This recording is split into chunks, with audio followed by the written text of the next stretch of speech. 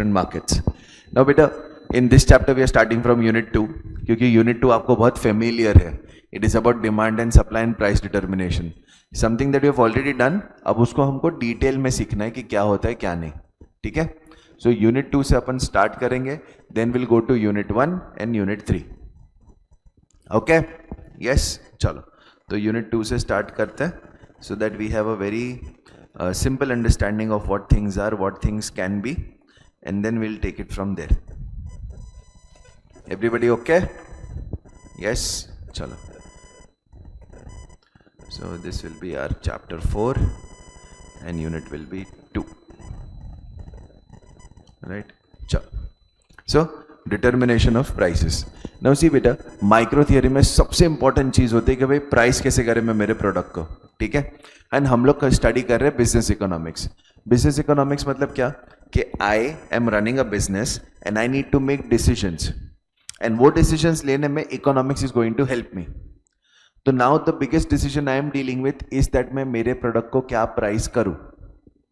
What do I price my product as. तो उसके लिए इकोनॉमिक्स से मेरे को सोल्यूशन बताया कि yes you now know the demand, you now know the supply, you find an equilibrium point and an equilibrium quantity, equilibrium price and equilibrium quantity, and that can be the price you charge to your customer. I'm like, okay, economics, whatever you say. He's like, but how do I find that out? तो उसका पूरा guide है. दूसरा कि यार economics आज के लिए तो ये सही है, कल को what if I can supply more or there is more demand, then how will things change?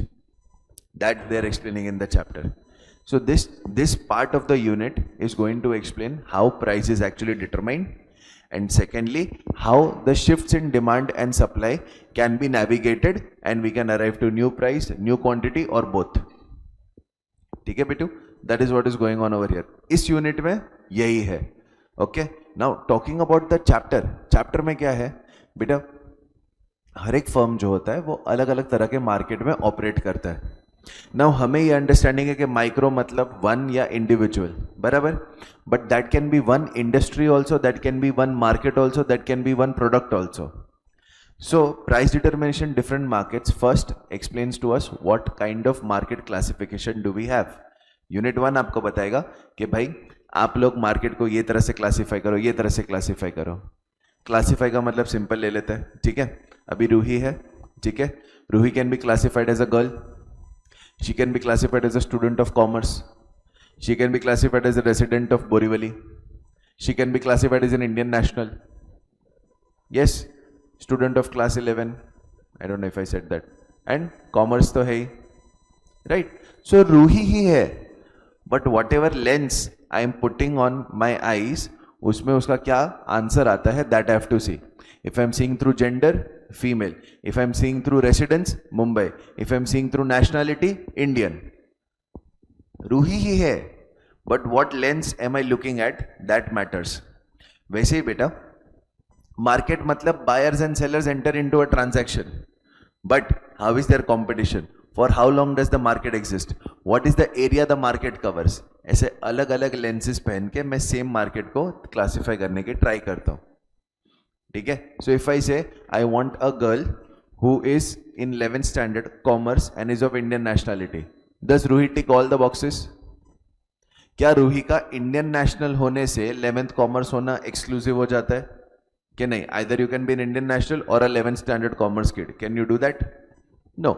वैसे ही बेटा मार्केट्स का जो क्लासिफिकेशन हम देखेंगे उसमें वही रहता है. ठीक है. So I can have a very short period market, okay, which is also regional market. मतलब मेरे रीजन में वो मार्केट लगता है और वो वेरी शॉर्ट पीरियड के लिए रखता है. ओके. तो ऐसे क्लासिफिकेशन है, मतलब अलग अलग लेंस से हम समझने की ट्राई करते हैं कि भाई मार्केट को कैसे क्लासिफाई किया जा सकता है, कैसे समझा जा सकता है. ठीक है. क्लासिफिकेशन के पीछे हमारा एक ही एजेंडा होता है कि हमारी understanding for the topic better हो जाए. ठीक है. हमने बचपन में देखा होगा बायोलॉजिकल नॉमेनक्लेचर आता था, like we are homo sapiens, then mammals, reptiles, ये वो सब. वाई हम लोग बोल सकते थे ना living things, non living things. Why are we doing that? ताकि पता चले कि भाई एविएटर्स है तो they can fly, avians they can fly, they have a light body, they are feathered and this and that. Reptiles है तो ऐसा होएगा, मैमल्स है तो ऐसा होएगा. ठीक है. I think reptiles lay eggs and we mammals give direct birth, ऐसा एक भी था, अभी याद नहीं है, बायोलॉजी के टीचर मारेगी मेरे को, I used to be the topper in biology. Okay, anyway, समझा? यस। तो unit 1 is about understanding market को डिफरेंट डिफरेंट लेंसेज से। अब यूनिट 3 जो है वो आपको बताता है कि ये जो तुमने मार्केट सारे समझे ना, उसमें हम प्राइस डिटर्मिनेशन कैसे करेंगे। ठीक है, तो सर आप यूनिट 2 से क्यों चालू कर रहे हो? यूनिट 2 से इसलिए चालू कर रहा हूं बेटा बिकॉज इसमें डिमांड एंड सप्लाई है। ठीक है, जो चीज आपको ऑलरेडी आती है और जो चीज के साथ आप कंफर्टेबल हो, वहां से I want to start. And दूसरी बात, जब मैं आपको मार्केट क्लासिफिकेशन सिखा दूं, उसके बाद मार्केट का प्राइसिंग कैसे निकालना है, उसमें मुझे कोई गैप नहीं रखना है। I want you to know कि प्राइस कैसे निकलेगा, और इस तरह का मार्केट है तो चलो ऐसे निकालेंगे। ठीक है, that is the agenda. Are we clear? Yes, okay. चलो, with that let's start our chapter 4, determination of prices. Do we all understand why we need to determine prices? है ना, प्रोडक्ट का प्राइस तो निकालना ही पड़ेगा ना यार, बेचोगे कितने में? मैं जाता हूं, अरे सर ये मोबाइल बहुत मस्त है, ठीक है, कितने का है? Can we do that? तुम बोल सकते हो भाई साहब फोन तो बना दिया, प्राइस रखना रह गया है। Can we do that? No. ठीक है, चलो let's understand. Law of demand reveals if other conditions remain unchanged, जिसका फॉर्मल वर्ड क्या है? ceteris paribus. More quantity of a commodity is demanded at a lower price and less quantity is demanded at a higher price. Therefore, demand curve slopes downwards. Similarly, law of supply reveals that if other conditions remain unchanged, more of a quantity or a commodity is supplied in the market at a higher price and less quantity is supplied at a lower price. So it slopes upwards. There are two main factors to determine price of a commodity. In other words, the price of a commodity is determined by interaction of demand and supply. इसको ना आप ऐसा समझो कि भाई आप ना एक दुकान वाले के पास गए हो और आप उसको बोल रहे हो भैया मेरे को ना कितना चाहिए? 500 जीन्स चाहिए, ठीक है, I want to have 500 jeans. तो तुम लोग नेगोशिएशन स्टार्ट करते हो। तुम नेगोशिएशन क्या स्टार्ट करोगे कि भैया 1 रुपये में दे दो। वो बोलेगा पागल है, 1 रुपये में तो सिर्फ 100 दूंगा। इलेक्ट ठीक है भैया, चलो एक काम करो, मैं 400 जीन्स ले लेता हूँ, 2 रुपये में दे दो। इलेक्ट 2 रुपये में खाली 200 जीन्स देगा। मैं कहा ठीक है भैया लास्ट ऑफर है, मानना है तो मानो वरना जाने दो। ठीक है, मैं 300 जीन्स लूंगा और 3 रुपये ही दूंगा। इलेक्ट 300 जीन्स 3 रुपये, चल ठीक है डन। 300 जीन्स 3 रुपये की, चल ठीक है डन। ये क्या हो गया? इक्विलिब्रियम। क्या उसको भाव बढ़ाना है? नहीं। क्या मुझे भाव घटाना है? नहीं। वी बोथ अग्रीड नो, 300 रुपए पे 3 हम दोनों ने अग्री किया। यस, डिमांड एंड सप्लाई ना हमेशा आपके दिमाग में एक कस्टमर और एक शॉपकीपर के बीच हो रहे नेगोशिएशन के बीच में साउंड करना चाहिए। शॉपकीपर का क्या एजेंडा होगा? महंगे से महंगा। तुम्हारा क्या एजेंडा होगा? सस्ते से सस्ता। And then you both will meet. Yes, I think 2 days back only I was seeing this reel, क्योंकि when I go shopping with my girlfriend, तो वो कुछ तो रोड साइड शॉपिंग कर रहे थे एंड उसने जूते पसंद किए, तो फिर वो साइड में खड़ा हो गया क्योंकि भैया जी ने बोला सीधा 2500 रुपये और मैडम बोलती है 150 रुपये। ठीक है, सो ऐसे दिखा था and then they finally agreed at 1000 rupees. तो ये क्या था? Equilibrium point. ठीक है, उसको कितने का चाहिए था? 150। इसको कितने का बेचना था? 2500। दोनों का अग्री हुए 1000। ठीक है, so this is what we call as equilibrium. This is what we call as equilibrium. Equilibrium मतलब तुम्हारा बायर, तुम्हारा सेलर एक ऐसे पॉइंट पे पहुंच चुका है जहां पे उसको ना क्वांटिटी चेंज करनी है ना प्राइस। उसको ना क्वांटिटी चेंज करनी है ना प्राइस। अभी क्लियर? यस बेटू। तनिष्का थोड़ा डाउट लग रहा है मुंह पे, पक्का ना बच्चा? ओके, सो इक्विलिब्रियम में सिंपली जहां पे डिमांड एंड सप्लाई ये दोनों इक्विलिब्रियम पे आ जाते हैं। ठीक है, अब बेटा इसको अगर मुझे प्लॉट करना हो, can I get a scale please? नहीं है? हाँ, छोटा वाला भी हो तो भी चलेगा। छोटा वाला is more convenient in fact. Thank you बच्चा। ओके बेटा, तो अभी इसको मैं यहां पे ड्रॉ कर देता हूं। ठीक है, कैनिल वाई एक्सिस पे क्या आना चाहिए? डिमांड और सप्लाई बना रहे तो बेटा और एक्स एक्सिस पे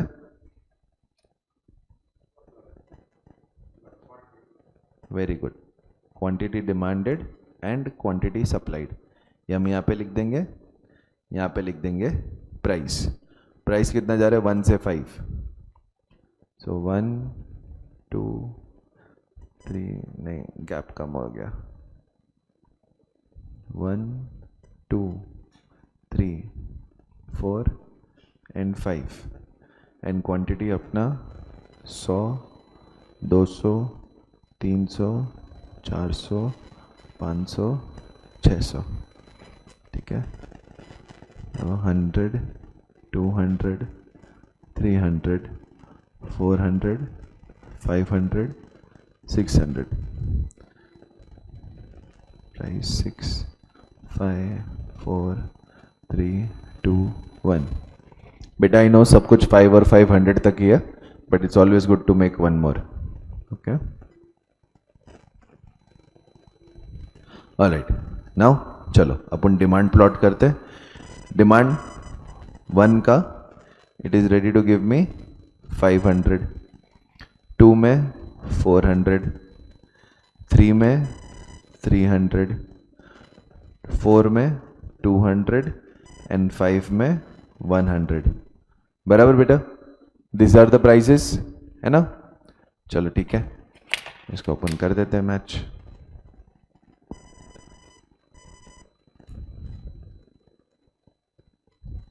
Okay, I have a downward sloping demand curve which I will call as DD. I will call as DD.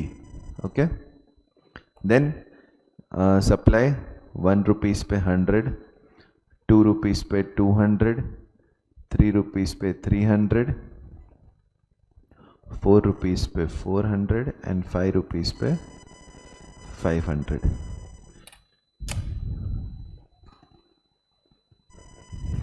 ठीक है, ये आ गया मेरा सप्लाई कर्व SS, ये आ गया मेरा सप्लाई कर्व SS। बेटा वो थोड़ा ऊपर नीचे इक्विलिब्रियम पॉइंट मैच हुआ है, बट ठीक है। Alright, this point becomes my equilibrium point, ठीक है। ये पॉइंट बेटा जहां कनेक्ट होगा ना, this becomes my equilibrium price, this becomes my equilibrium quantity, this becomes my equilibrium quantity, ठीक है। मतलब सिंपली पुट, ये वो प्राइस है जहां डिमांड और सप्लाई एक दूसरे से अग्री करते हैं, दोनों के पास कोई मोटिवेशन नहीं है चेंज होने का, दोनों खुश है, ओके, दोनों के दोनों खुश है। नाउ बेटा यहां पे हम लोग देख सकते हैं in a very simple way, this part यहां से लेके इक्विलिब्रियम पॉइंट तक, दिस रीजन कौन सा ग्राफ एक्सिस से दूर है? Supply, yes, supply is further from the Y axis than demand, yes, and same on the X axis. तो बेटा ये जो रीजन है ये हो जाता है सरप्लस का, इट इज सरप्लस और एक्सेस सप्लाई। मतलब जो डिमांड 4 रुपए पे हो रही है उससे कहीं ज्यादा सप्लाई किया जा रहा है एट 4 रुपीज, उससे कहीं ज्यादा सप्लाई किया जा रहा है at 4 rupees. Do we understand this? Yes, okay. Then अगर मैं नीचे वाला जोन देखूं,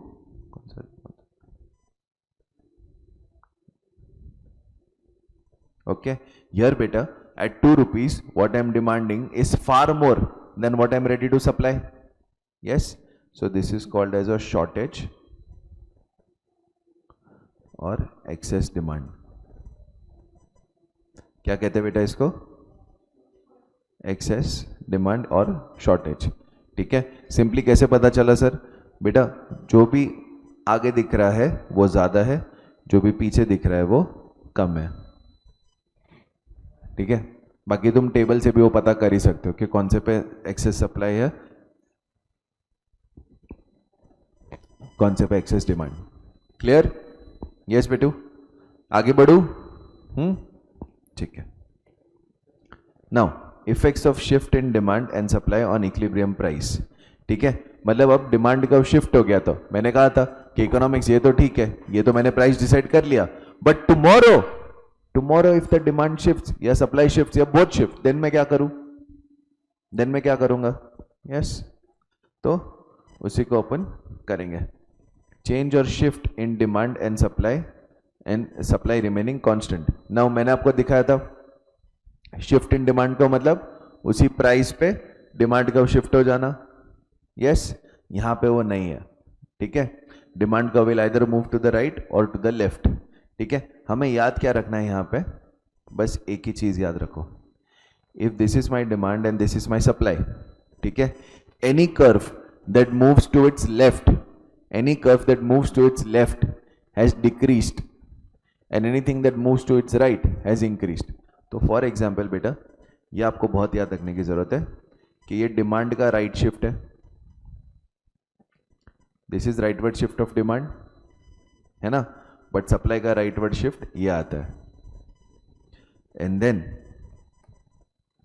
this is the leftward shift of demand and supply का लेफ्टवर्ड शिफ्ट यहां पे आएगा।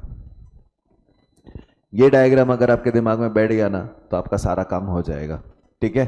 तो सिंपल वे में याद कैसे रखें बेटा, जो भी कर्व है ना उसको देखो कि वो लेफ्ट में जा रहा है कि राइट में, तो सर कैसे समझेगा, डिमांड कर्व ऐसे जा रहा है तो ऐसे देखो, अभी डिमांड कर्व ये है तो इसका राइट ये हो गया और लेफ्ट ये हो गया, बट सप्लाई कर्व ऐसे जा रहा है तो इसका राइट ये हो गया और लेफ्ट ये हो गया, बस इतना याद रखना, बाकी तुम्हारा सब कुछ इसमें आराम से हो जाएगा, ठीक है, सब कुछ इसमें आराम से हो जाएगा। दूसरा पॉइंट आपको जो याद रखना है वो है बेटा कि यूजुअली डिमांड का फोर्स अगर ज्यादा है, डिमांड का फोर्स अगर ज्यादा है तो डिमांड जिस डायरेक्शन में मूव करेगा उसी डायरेक्शन में प्राइस मूव करता है, price usually moves in the direction of demand and in opposite direction of supply. Sir कहना क्या चाहते हो, कहना ये चाहता हूं बेटा कि if demand increases and supply doesn't, price will have increased. If supply increases and demand doesn't, price will decrease. Get my point? Yes, ये एक ट्रिक है याद रखने के लिए, बट इसका जो लॉजिक है वो भी बता देता हूं सो दैट तुम्हारे माइंड में रहे। बेटा अगर सप्लाई उतना ही है और डिमांड बढ़ जाती है तो सडनली एवरीबडी वांट्स मोर, तो सब लोग क्या बोलेंगे, अरे यार एक ही मोबाइल फोन है बट 2 लोगों को चाहिए, तो दूसरा क्या बोलेगा, चल मैं तेरे को 500 रुपए ज्यादा देता है, चल मैं तेरे को 1000 रुपए ज्यादा दे, तू मेरे को दे, उसको मत दे, हुआ कि नहीं, यस। तो सप्लाई रिमेनिंग सेम, डिमांड जैसे इंक्रीज होएगा ना प्राइस पे प्रेशर आता है। अब सप्लाई अगर बढ़ गया और डिमांड सेम है तो क्या होएगा, ए भाई तेरे पास इतना सब पड़ा है, अभी 7 बजे तेरे को दुकान बंद करने के, चल दे दे, सब्जियां सब बिगड़ जाएगी तेरी, यस तेरी सब्जी जो है सब बिगड़ जाएगी। You know most people who want to save money and they are okay with the quality of vegetables, they go in the evening to do shopping, क्योंकि उनको पता है कि वेजिटेबल्स कल तक फ्रेश नहीं रहेंगे, so the seller has a pressure to sell. तो क्या है, डिमांड इतनी है शाम के टाइम पे और सप्लाई इतना सारा पड़ा हुआ है, तो व्हाट विल दे डू, ये देख भाई तू 10 रुपए बोल रहा है, मैं तो 7 रुपए ही देगा, तेरे को देना है तो दे, बाकी पूरा जाने दे, ये ले चलो ठीक है ले लो, बस 7 रुपए तो 7 रुपए दे दो। Gate the point, this is the logic behind it, okay. But बेटा अब समझो कि डिमांड 20% से बढ़ गया और सप्लाई भी 20% से बढ़ गया, so will there be any effect, no, ठीक है। इसलिए those were my specific words कि whenever demand is at a higher magnitude, the change in demand is at a higher magnitude or a lower magnitude than supply, sorry, higher magnitude than supply in any of the direction, price will move with demand, okay। Short में कैसे याद रखने का, usually not always, usually demand के साथ जो हो रहा है वही प्राइस के साथ होगा एंड सप्लाई के साथ जो हो रहा है प्राइस के साथ उसका उल्टा होएगा। Demand remaining same, supply increases, price will fall, supply remaining the same, demand increases, price will increase, ठीक है। ये इसका एक शॉर्टकट या आप ऐसा ट्रिक बोल सकते हो जो आपको याद रखने में हेल्प करेगा, बट अपार्ट फ्रॉम दैट आपको लॉजिक भी समझ में आ ही जाएगा, वो आप डायग्राम बना के तुरंत देख सकते हो कि इतना ये था, इतना ये था, ठीक है। सो याद रखना बेटा, जो भी लेफ्टवर्ड शिफ्ट होता है वो डिक्रीज होता है, जो भी राइटवर्ड शिफ्ट होता है वो इंक्रीज होता है। सर करने का कैसे, जो भी कर्व है उसको अपने हाथ के सामने रखो, डिमांड है तो ये राइट हुआ, ये लेफ्ट हुआ और ये आपका क्वाड्रेंट है। Are we clear? यस बेटू, ओके। नाउ चलो,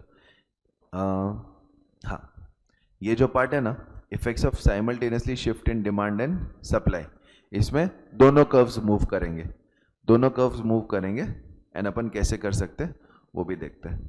मैं ना यहाँ पे स्पेस इधर दिखाता हूँ आपको। You have a small scale बच्चा, प्लीज देना। बार बार सब लोग उसी को उठा रहे हो, आलसी लोग।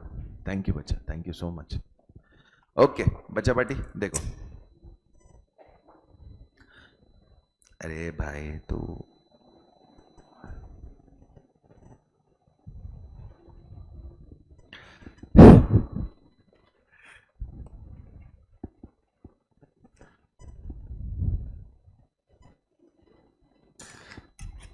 ओके।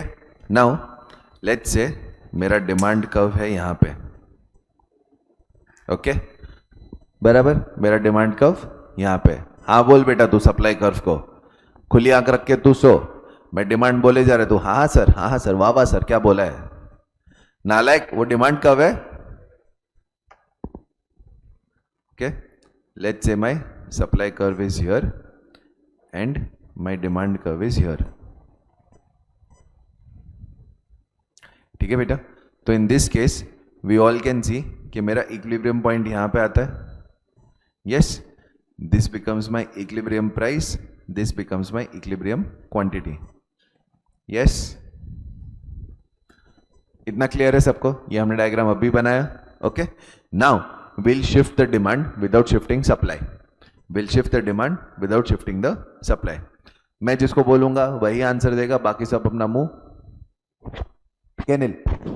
बच्चा, demand is shifting to the right, मतलब डिमांड इंक्रीज हो रहा है कि डिक्रीज हो रहा है? Very good. और किस तरफ आएगा देख, मैं तेरे को बताता है। This is 1, this is 2, this is 3, this is 4।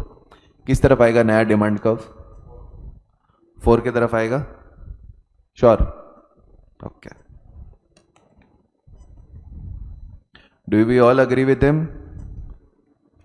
Do we all agree with him? That was a question बच्चा लोग। ओके, बराबर है?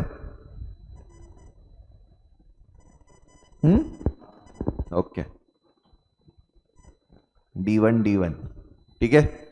अब supply remaining the same, demand is increased. मैंने नुस्खा क्या बोला था? Price will move in demand का डायरेक्शन और सप्लाई का डायरेक्शन, डिमांड का डायरेक्शन। डिमांड अभी क्या हो गया है? इंक्रीज। लेट्स चेक कर theory. Equilibrium price, equilibrium quantity. Can you see बेटा? Yes, the price has increased, the price has increased. तो सर ऐसा क्वांटिटी का कुछ नुस्खा है? नहीं बेटा, दैट इज डेंजरस टू से, दैट इज डेंजरस टू से। वो हमेशा ग्राफ से बना के देख लेने का कि क्या हो रहा है क्या नहीं, ठीक है? ओके, चलो, now let's see what happens when the demand decreases. Okay, now I will make it to the left and this is my D2, this is my curve D2, okay, equilibrium price, equilibrium quantity.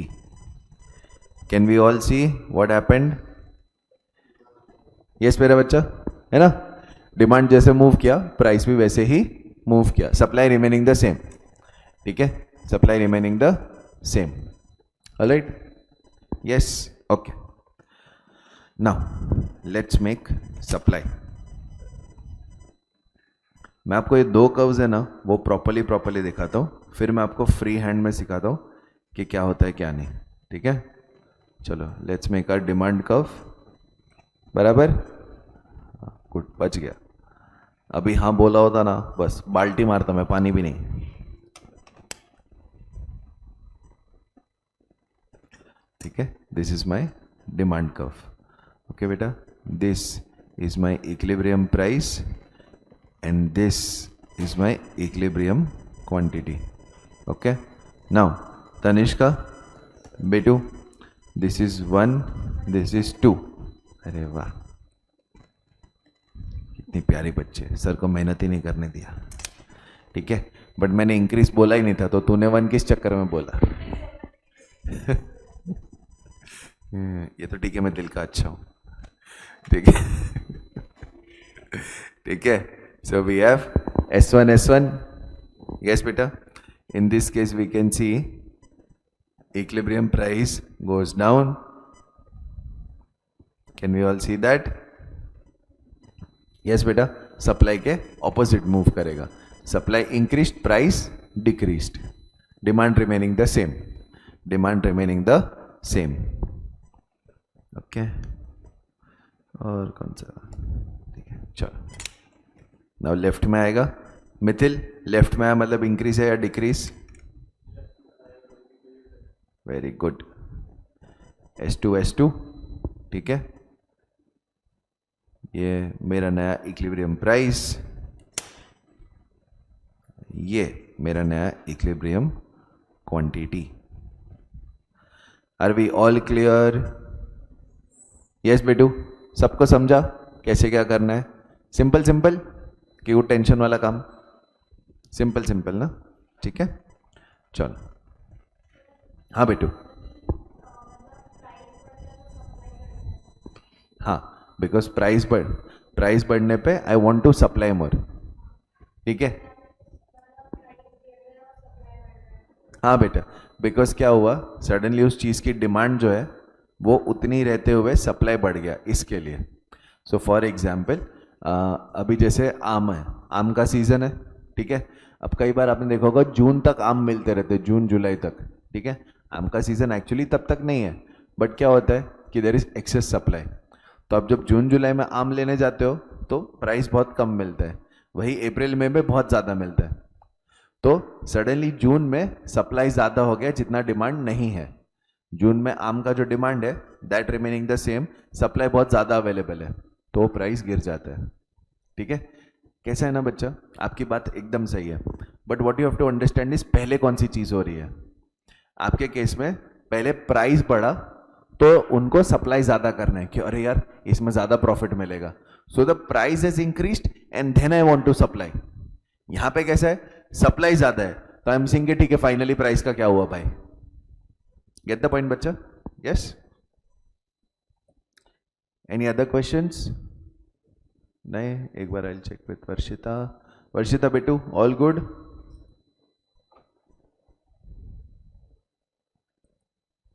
वर्षिता बच्चा समझ में आ रहा है सब?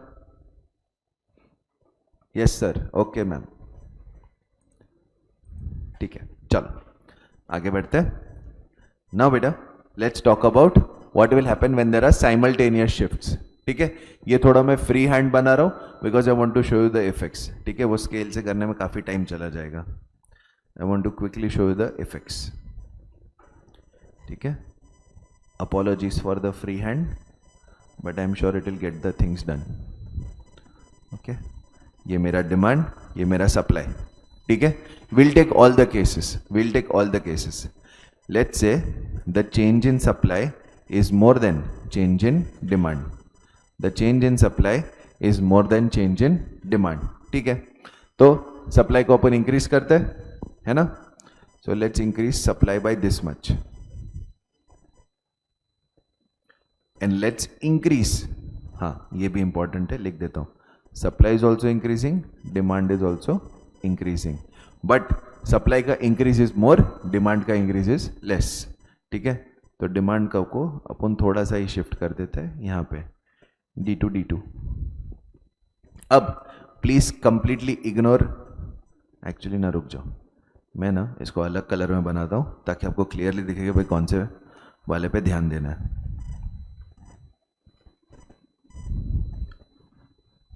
S2 and your demand curve D2, ठीक है।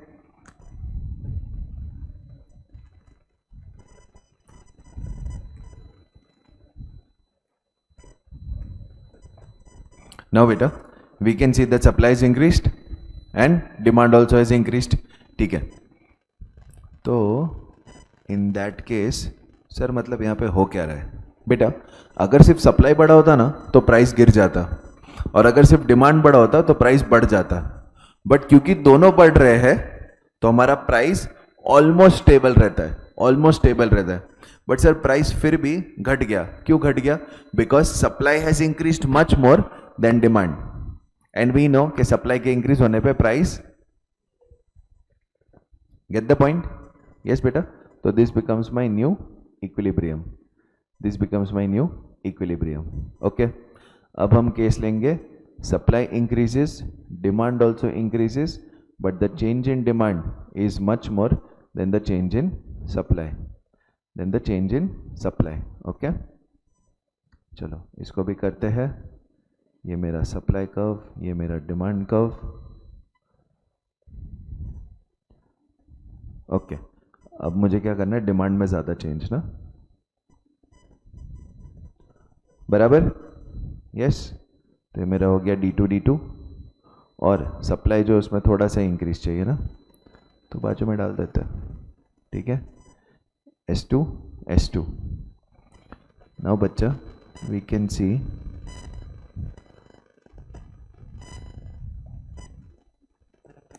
बेटा handmade है तो एग्जैक्ट मेजर्स नहीं आएंगे, please understand that. Okay, we can see that demand बढ़ रहा है और सप्लाई भी बढ़ रहा है, बट क्योंकि डिमांड का बढ़ना ज्यादा मैग्नीट्यूड का है, प्राइस इंक्रीज हो जाता है। डू वी ऑल अग्री बेटा? यस बच्चा, हम देख सकते हैं कि EP1 जो आया है वो ज्यादा है, EP1 जो आया है वो ज्यादा है। यहां पे EP1 नीचे आ गया था, क्यों नीचे आ गया था? क्योंकि सप्लाई का मैग्नीट्यूड ज्यादा था।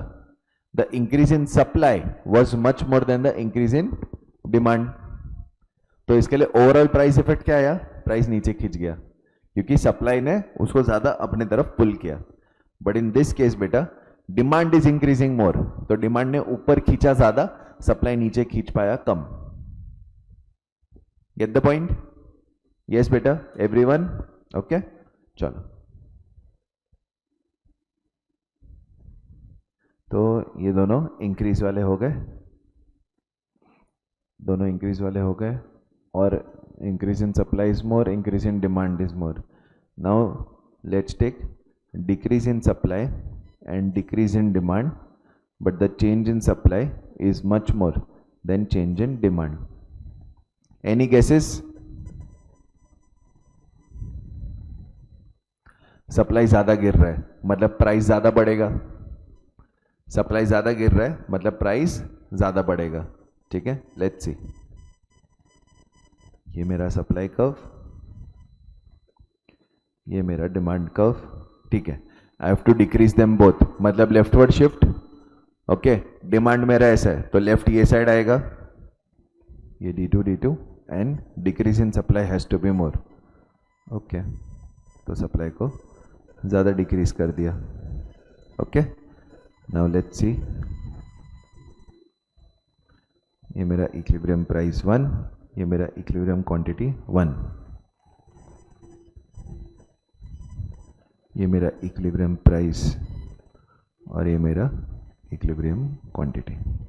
ओके, तो डिमांड घटने से प्राइस घट जाता, बट सप्लाई के घटने से प्राइस ऊपर खींच रहा था, and since the magnitude of decrease in supply is more than the decrease in demand, prices ultimately rise, prices ultimately rise. Simple है ना बेटा? जा रहा है ना? किसी भी पॉइंट का कंफ्यूजन नहीं हो रहा है ना? ठीक है, सिंपल सिंपल जो बोला है बस मैं उसको लेफ्ट राइट में बना रहा हूं, that is it, nothing else I am doing. Okay, चलो, now I want to decrease supply, I want to decrease demand, but the decrease in demand has to be more than decrease in supply. Okay, let's see how this comes out. Any guesses? Any guesses beta? Price? Smart peoples, smart peoples.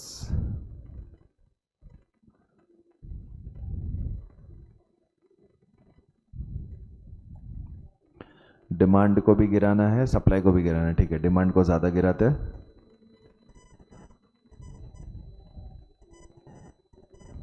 ठीक है, और supply को थोड़ा सा ही गिराना है, बराबर। Supply को थोड़ा सा ही गिराया,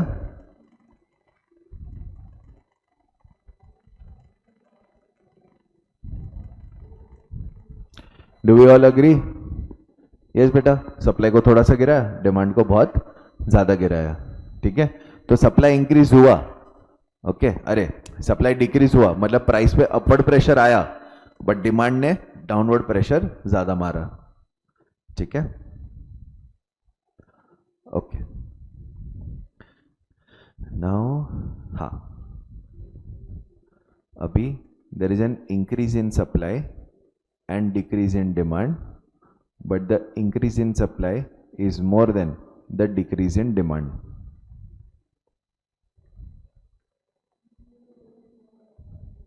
किसका प्रेशर ज्यादा आ रहा है? सप्लाई की डिमांड? सप्लाई क्या हो रहा है? बढ़ रहा है, तो प्राइस क्या होएगा? ठीक है, चलो देखते हैं। This is my demand curve and this is my supply curve, okay, then I get my equilibrium price, equilibrium quantity। मेरे को पता है मैं गलत बोल रहा था, तुम लोगों को जगाने के लिए बोल रहा था, हाँ बेटू, हाँ, चलो लेट्स सी।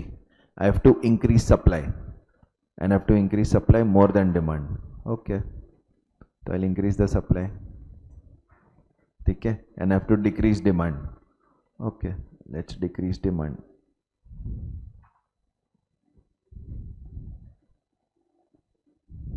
ये आप लोग को पता है मैं बार बार इरेज क्यों कर रहा था डिमांड का कर्व? बिकॉज यहां पे ना वो सही से चलता था, यहां पे आता है तो उसका गैप बढ़ जाता था, वो टेढ़े में बनता है, तो वो अपना डायग्राम गलत कर देगा, इसके लिए। Are we clear? Yes,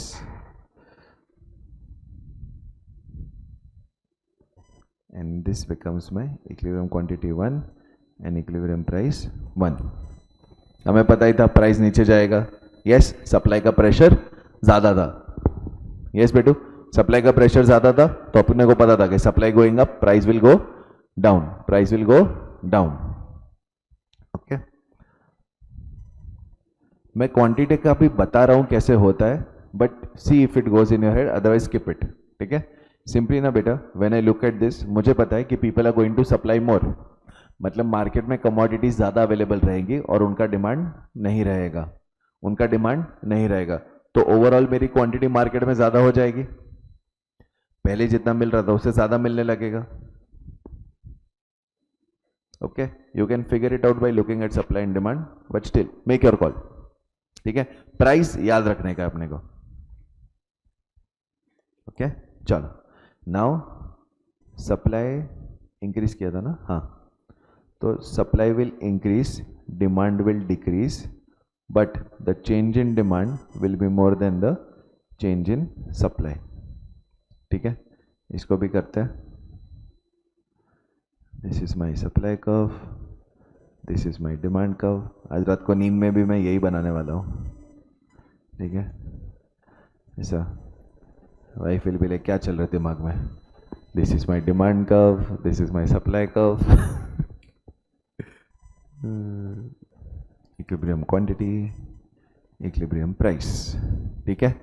now I have to change supply and demand, supply will increase but it will increase less, ठीक है, चिपका के बना देता है, S1 and demand will decrease but it will decrease by more, ठीक है, तो डिक्रीज बाय मोर कर देते हैं,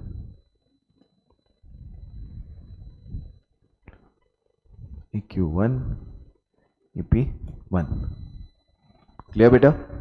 यस, पक्का, ओके, चलो आगे बढ़ते हैं। Now supply will decrease, demand will increase, but the change in supply will be more than change in demand, okay, the change in supply will be more than change in demand।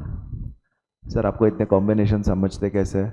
बेटा very simply, पहले दोनों को ऊपर करो, दोनों को नीचे करो, ठीक है, फिर दोनों को अलग अलग मैग्नीट्यूड में ऊपर नीचे करो, खत्म। जाएगा, ठीक है। चलो, this is my supply curve, this is my demand curve, then supply curve, हाँ, इक्विलिब्रियम प्राइस, इक्विलिब्रियम क्वांटिटी, बराबर। चलो आगे बढ़ते हैं। Supply has to decrease and it has to decrease more, okay. S1 demand has to increase but it has to decrease less, ठीक है, बाजू में ही बना देता है।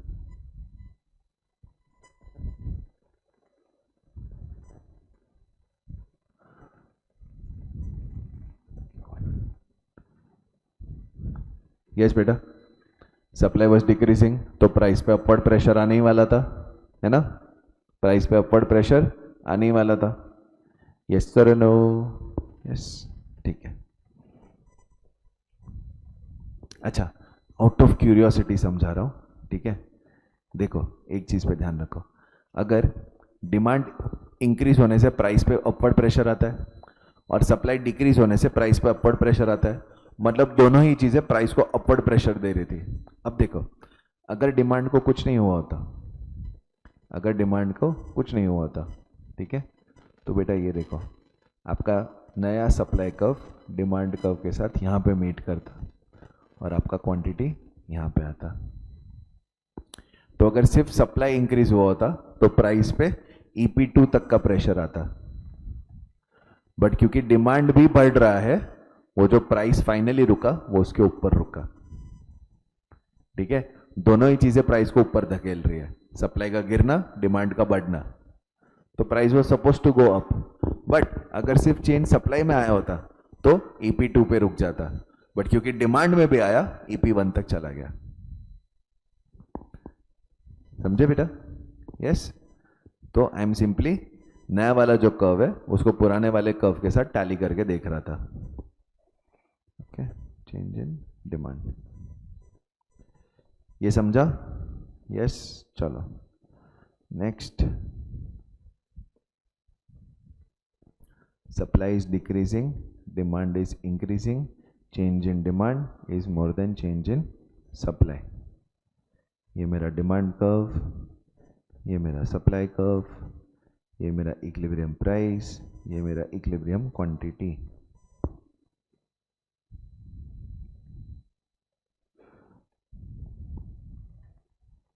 ठीक है, demand has to increase by more, ठीक है,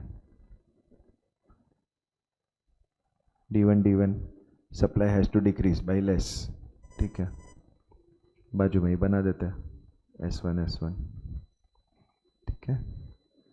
new equilibrium quantity, new equilibrium price, new equilibrium quantity, new equilibrium price, ठीक है। सप्लाई के गिरने से प्राइस पे अपवर्ड प्रेशर था और डिमांड के बढ़ने से भी अपवर्ड प्रेशर ही था, ठीक है। And we can see the prices have significantly increased. Clear है बेटा?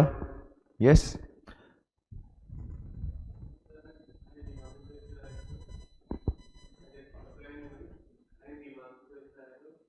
हाँ तो ले ना, वो भी दिखा देते,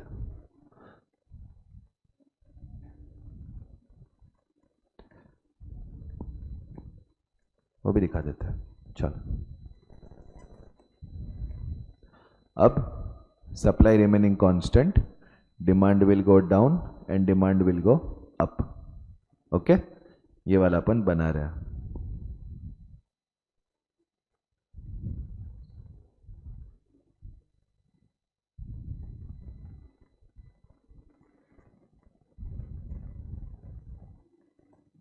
ठीक है, demand going down, alright. Yes, यही पूछा ना तेरा क्वेश्चन बेटा? हाँ,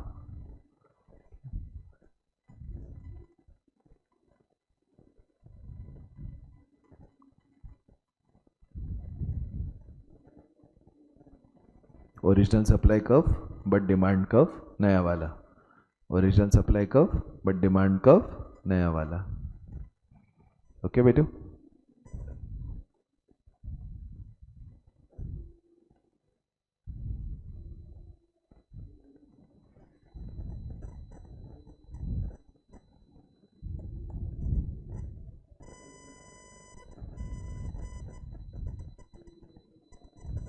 ओके, अब पुराना सप्लाई कर्व, नया डिमांड कर्व।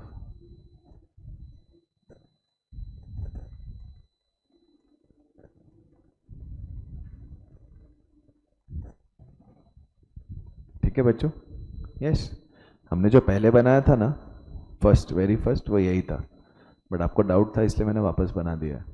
ठीक है, do you want to see supply demand remaining the same, supply also? हाँ, demand remaining constant, supply going down, supply going up.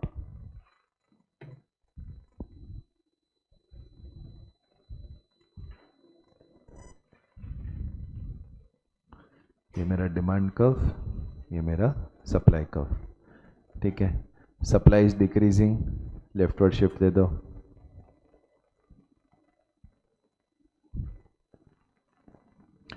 Supply is increasing, rightward shift दे दो।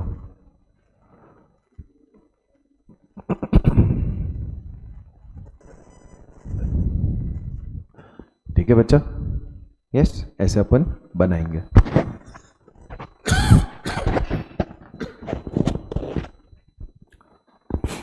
ठीक है,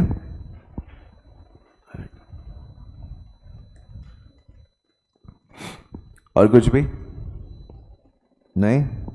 एवरीवन डन, क्लियर? ओके, चलो बेटा, let's come to unit 1। ये unit 2 यहाँ पे खत्म हो जाता है। ठीक है, यूनिट 2 यहाँ पे खत्म हो जाता है। चलो आ जाओ, यूनिट 1 पे आ जाओ। Now in the simplest way बेटा, वी नो कि मार्केट इज एन अरेंजमेंट जहाँ buyer and seller can enter into a transaction. हमारा मॉड्यूल जो वर्ड यूज करता है ना, उसको हम बोलते हैं बार्गेन। ठीक है, कि where buyers and sellers can enter into a bargain. ठीक है, सो in economics the term market refers to a market for a commodity, example cloth market, furniture market, etc. According to Chapman, the term market refers not necessarily to a place but a commodity or commodities and buyers and sellers who are in direct competition with one another. Market is not any particular place in which things are bought and sold, but whole of any region where buyers and sellers in such free intercourse with each other that the prices of goods tend to equality easily and quickly. ठीक है, simply put मतलब इतने सारे buyers इतने सारे sellers negotiate कर रहे कि प्राइस वगैरह सब हमें समझ में आ जाता है। तो market can be a region, there has to be existence of buyers and sellers, there has to be an existence of commodity or service, there has to be bargaining of a price between potential buyers and sellers, there should be knowledge about market conditions and one price for a commodity at a given point of time. ये सारे हमारे features है for a market. Okay, features है for a market. Now classification, जो मैंने रूही का example दिया था वो याद है सबको? यस बेटा, रूही का एग्जाम्पल दिया था। She is a girl, she is an Indian national, she is a 11th standard student, she is studying in commerce, she lives in Borivali. Yes, okay. बात किसकी चल रही है पांचों पॉइंट पे? ठीक है, तो इन सारे पॉइंट्स में बात किसकी चल रही है? मार्केट की, बट हम उसको अलग अलग लेंस से देख रहे हैं, बस इतना याद रखना। Okay, now classification can be on the following basis. Area, local market है, then regional market, then national market and international market. ठीक है, इनके जो एग्जांपल्स है वो काफ़ी अच्छे से दिए गए हैं। लाइक बटर मिल्क वेजिटेबल्स जहाँ से हम खरीदते हैं वो हमारा लोकल मार्केट, शर्ट्स वगैरह खरीदने जाते हैं तो वो रीजनल मार्केट। ठीक है, I can go to Pantaloons, I can go to Lower Parel, anywhere. National market durable and industrial items का होता है। ठीक है, जैसे हेयर का टीवी है या फिलिप्स का टीवी है तो हर जगह सेम ही मिलेगा, राइट। इंटरनेशनल मार्केट मतलब गोल्ड सिल्वर, इंटरनेशनली भी सेम ट्रेड होता है ना, दैट। फिर अगर टाइम वाइज ले तो very short, short, long, very long. ठीक है, और वेरी लॉन्ग का ये जो वर्ड है सेक्युलर पीरियड, ये आपको याद होना चाहिए। It's a very important word for you to remember कि सेक्युलर पीरियड मतलब a very long period. Okay, so very short is for perishable goods, supply change ही नहीं कर सकते।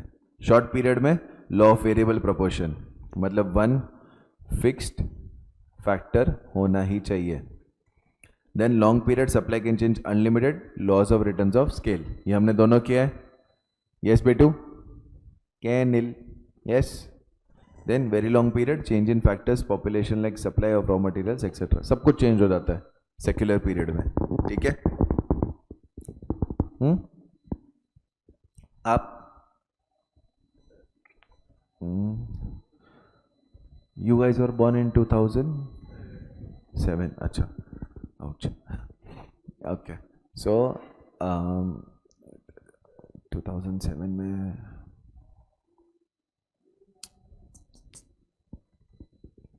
जान दो, ऐसा कुछ मेरे को दिमाग में आ नहीं रहा है कि एग्जैक्टली क्या लिंक बैठेगा, but I will tell you.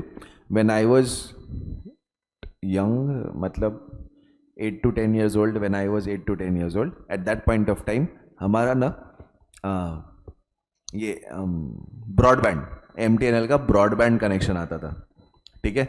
उसमें होता क्या था, वो वायर आपको टेलीफोन से, लैंडलाइन जो तुमने देखी है, have you guys seen a landline? हाँ, चलो नसीब.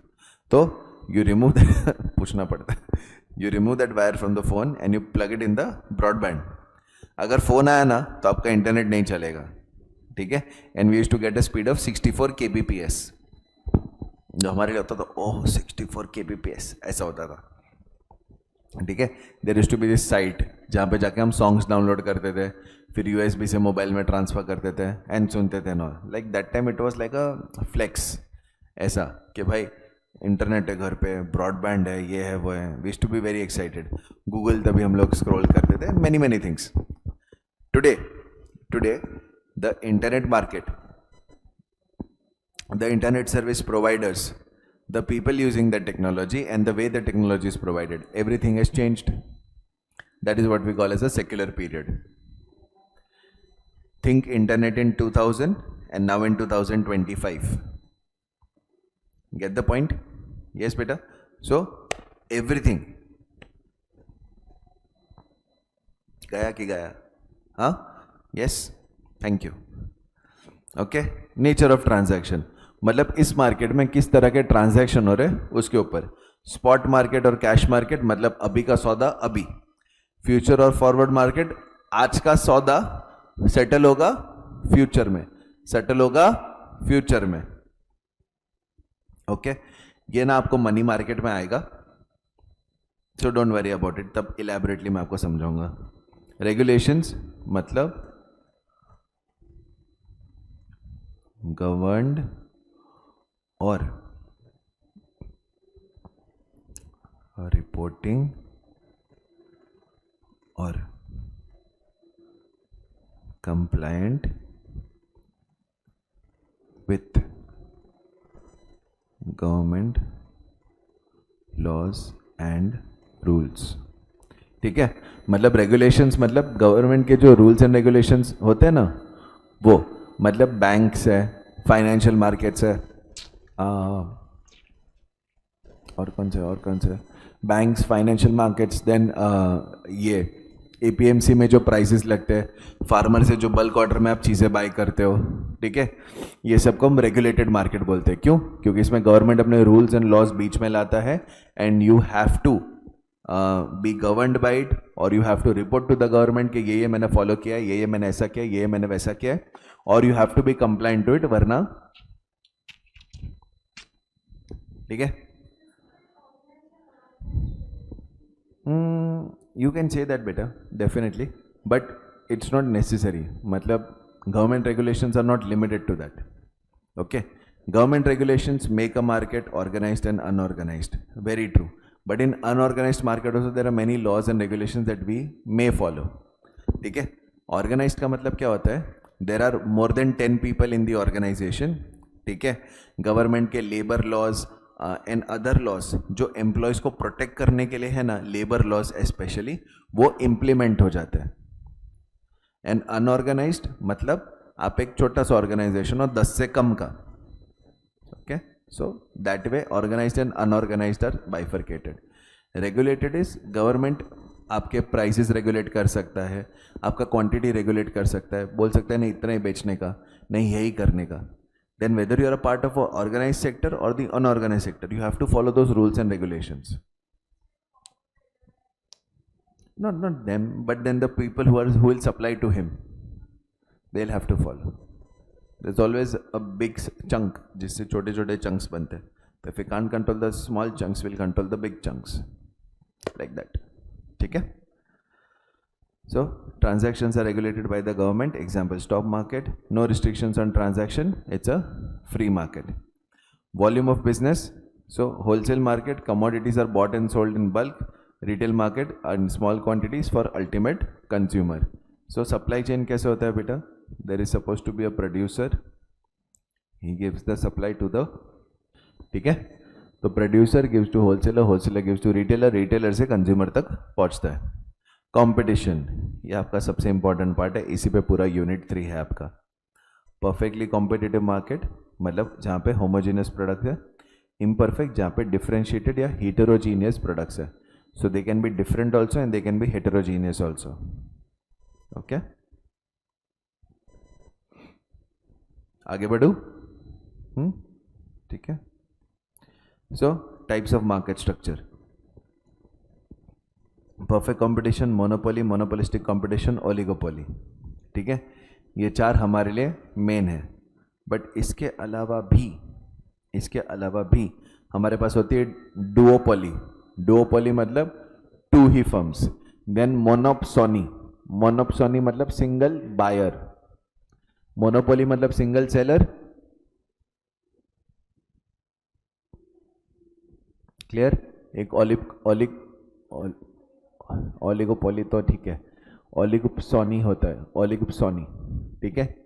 सो एग्जैक्टली, ठीक है. ऑलराइट, चलो. Perfect competition market is when there are large many sellers and identical products. ठीक है. परफेक्ट कंपटीशन का कोई रियल लाइफ एग्जांपल नहीं है. So what I do is I always give example of Kurkure. ठीक है. सर आप तो हर चीज में देते हो. ठीक है. बट यहाँ पे what I am trying to say is the number of stores that sell kurkure, are many. ठीक है. यस है ना. एंड अगर एक आधा स्टोर बोल दे कि आज के बाद मैं सप्लाई नहीं करेगा, पेप्सी ने मेरे को प्रॉफिट नहीं दिया अच्छे से, तो फर्क पड़ेगा नहीं. अगर 2-4 लोग बोलते आज से मैं जंक फूड नहीं खाएगा, मैं कुरकुरे बाई नहीं करेगा, फर्क पड़ेगा नहीं. ठीक है.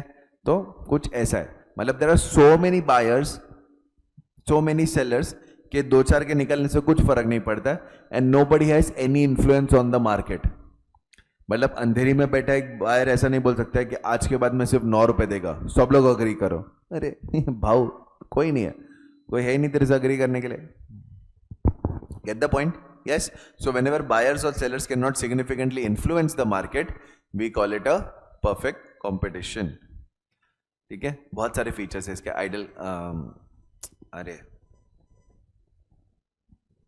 आइडेंटिकल और homogeneous products, perfect information, perfect knowledge, free entry and exit, no barriers to trade. ऐसे बहुत सारे पॉइंट्स अभी आएंगे. ठीक है. Monopoly where there is a single seller. ठीक है. The commodity is no close substitute. ये बहुत इंपॉर्टेंट वर्ड है. मोनोपोली जब भी बोलो नो क्लोज सब्सटीट्यूट बोलने का. ठीक है. क्यों सर? Example Indian railways. ठीक है. अभी यस रेलवे का कोई भी, बट हम लोग टैक्सी से जा सकते हैं, फ्लाइट से जा सकते हैं. यस है ना. So it's not a substitute, it's not a close substitute, but there are substitutes. Okay. It has a considerable influence on price and supply of the commodity. Plus, there are barriers to entry. There can be legal, technical, intangible assets, any of the things that become a barrier. Monopolistic, where there are many sellers selling differentiated goods to many buyers. Differentiated goods. ठीक है. So, example हम लोग ले सकते हैं automobile industry. Let's say he has a Creta, he has a Nexon. ठीक है. She has a Mercedes, you have a BMW. ठीक है. I have a Suzuki. All are cars only, no? But are they same? No. Oligopoly, where there are few sellers selling either homogeneous or differentiated products. चलो. Now please read through this table once. अरे यार ये तो record ही नहीं कर रहा था, एक minute. So now we move on to the revenue part. ठीक है, कल जब हम लोग theory of production and cost कर रहे थे तब हमको रेवेन्यू के क्वेश्चंस आए थे और हमने देखा था कि भाई रेवेन्यू का कुछ भी मेंशन नहीं था. So ideally that question should not have been there. ठीक है, now will know about revenue and will see. ठीक है, कल इनफैक्ट मैं वही कंफ्यूज हो रहा था कि चैप्टर में कुछ मिस हुआ क्या, क्योंकि revenue always comes in this chapter, right. I was like यार मिस हो गया, कुछ चेंज हुआ ऐसा वैसा नोट्स में. ओके चलो, अभी तुमको सब पता है जो भी हम डिस्कस करने वाले हैं, कुछ भी इसमें डिफरेंट नहीं है. ठीक है, you remember total cost. Yes, now it becomes total revenue. तुम्हारा जितना कॉस्ट है उतना ही तुम रेवेन्यू बनाओगे ना. यस, सो टोटल रेवेन्यू का formula is price into the quantity sold. Price into the quantity sold. तो ये मेरा फॉर्मूला हो जाता है total revenue is equals to price into quantity. Average revenue क्या हो जाता है? Total revenue upon quantity. ठीक है बेटा. नाउ ये आपका फॉर्मूला. ऑलराइट, नाउ ये वाला जो फॉर्मूला है इसमें भी अगर मेरे को सिर्फ P निकालना हो तो वो भी हो जाता है TR अपॉन Q. यस, तो इसलिए वो लोग कहते हैं कि since AR is this and TR is this, AR is this, तो AR equals to price. AR equals to price. वो सिंपली हम यहाँ से हमने यहाँ पे सिंपली ऐसे कोलेट कर दिया उसको. ठीक है, marginal revenue.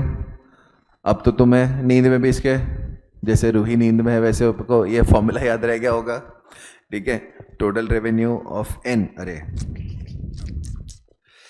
Marginal revenue of N is total revenue of N minus total revenue of N minus 1 and marginal revenue is change in total revenue upon change in quantity. Yes बेटा, है ना?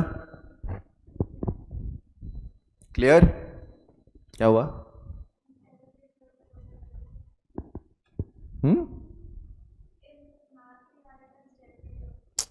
तू है तेरी मैथ्स के कहानी. ठीक है, चलो बिहेवियरल प्रिंसिपल्स देख लेते हैं. ठीक है, मतलब कल पता है एक शटडाउन का क्वेश्चन आया था कि फर्म को कब शट डाउन कर देना चाहिए. मैंने कहा था जब उसका एवरेज रेवेन्यू या मार्जिनल रेवेन्यू है that is less then the variable cost, था ना. यस, तो हम लोग वो कर रहे थे, तो मैंने कहा था बेटा ये आपको सिखाया नहीं गया है. So that is why that question should also not have been there. ठीक है, यहाँ पे देखो, a firm should produce all if TR from its product is equal to और एक्सीड्स इट्स TVC और से the total revenue is more than or equal to the total variable cost. ठीक है सर, क्यों? टोटल फिक्स कॉस्ट कहाँ गया बेटा? वो तो लग चुका है ना, वो तो लग ही चुका है.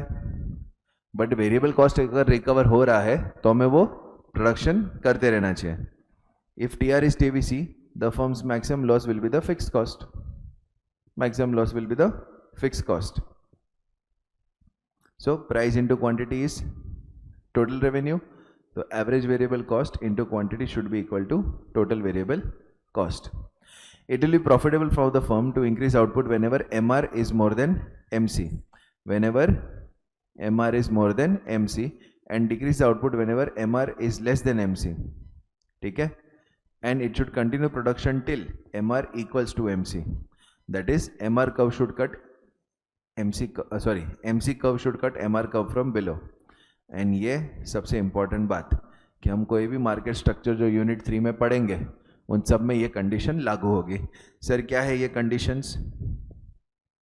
पहला, ठीक है, अपना जो मार्जिनल रेवेन्यू है should be equal to marginal cost. Marginal revenue जो है should be equal to marginal cost. And secondly marginal cost of, ये मैं टेक्निकली लिख रहा हूं क्योंकि आपको यहां पे दिया हुआ है. ये जो पॉइंट मैंने स्टार्ट किया ना, ये line, this is your second rule. But मेरे को ना आपको वो पोपट वाला बंदर नहीं बनाने का है. I am explaining it in technical terms to you और आप ये सिंपल स्टेटमेंट भी याद रखना. ठीक है, टेक्निकल एक्सप्लेनेशन क्या है? MC of n minus 1 should be less than MC of nth unit where MC equals to MR. ठीक है सर, आपने क्या लिखा है?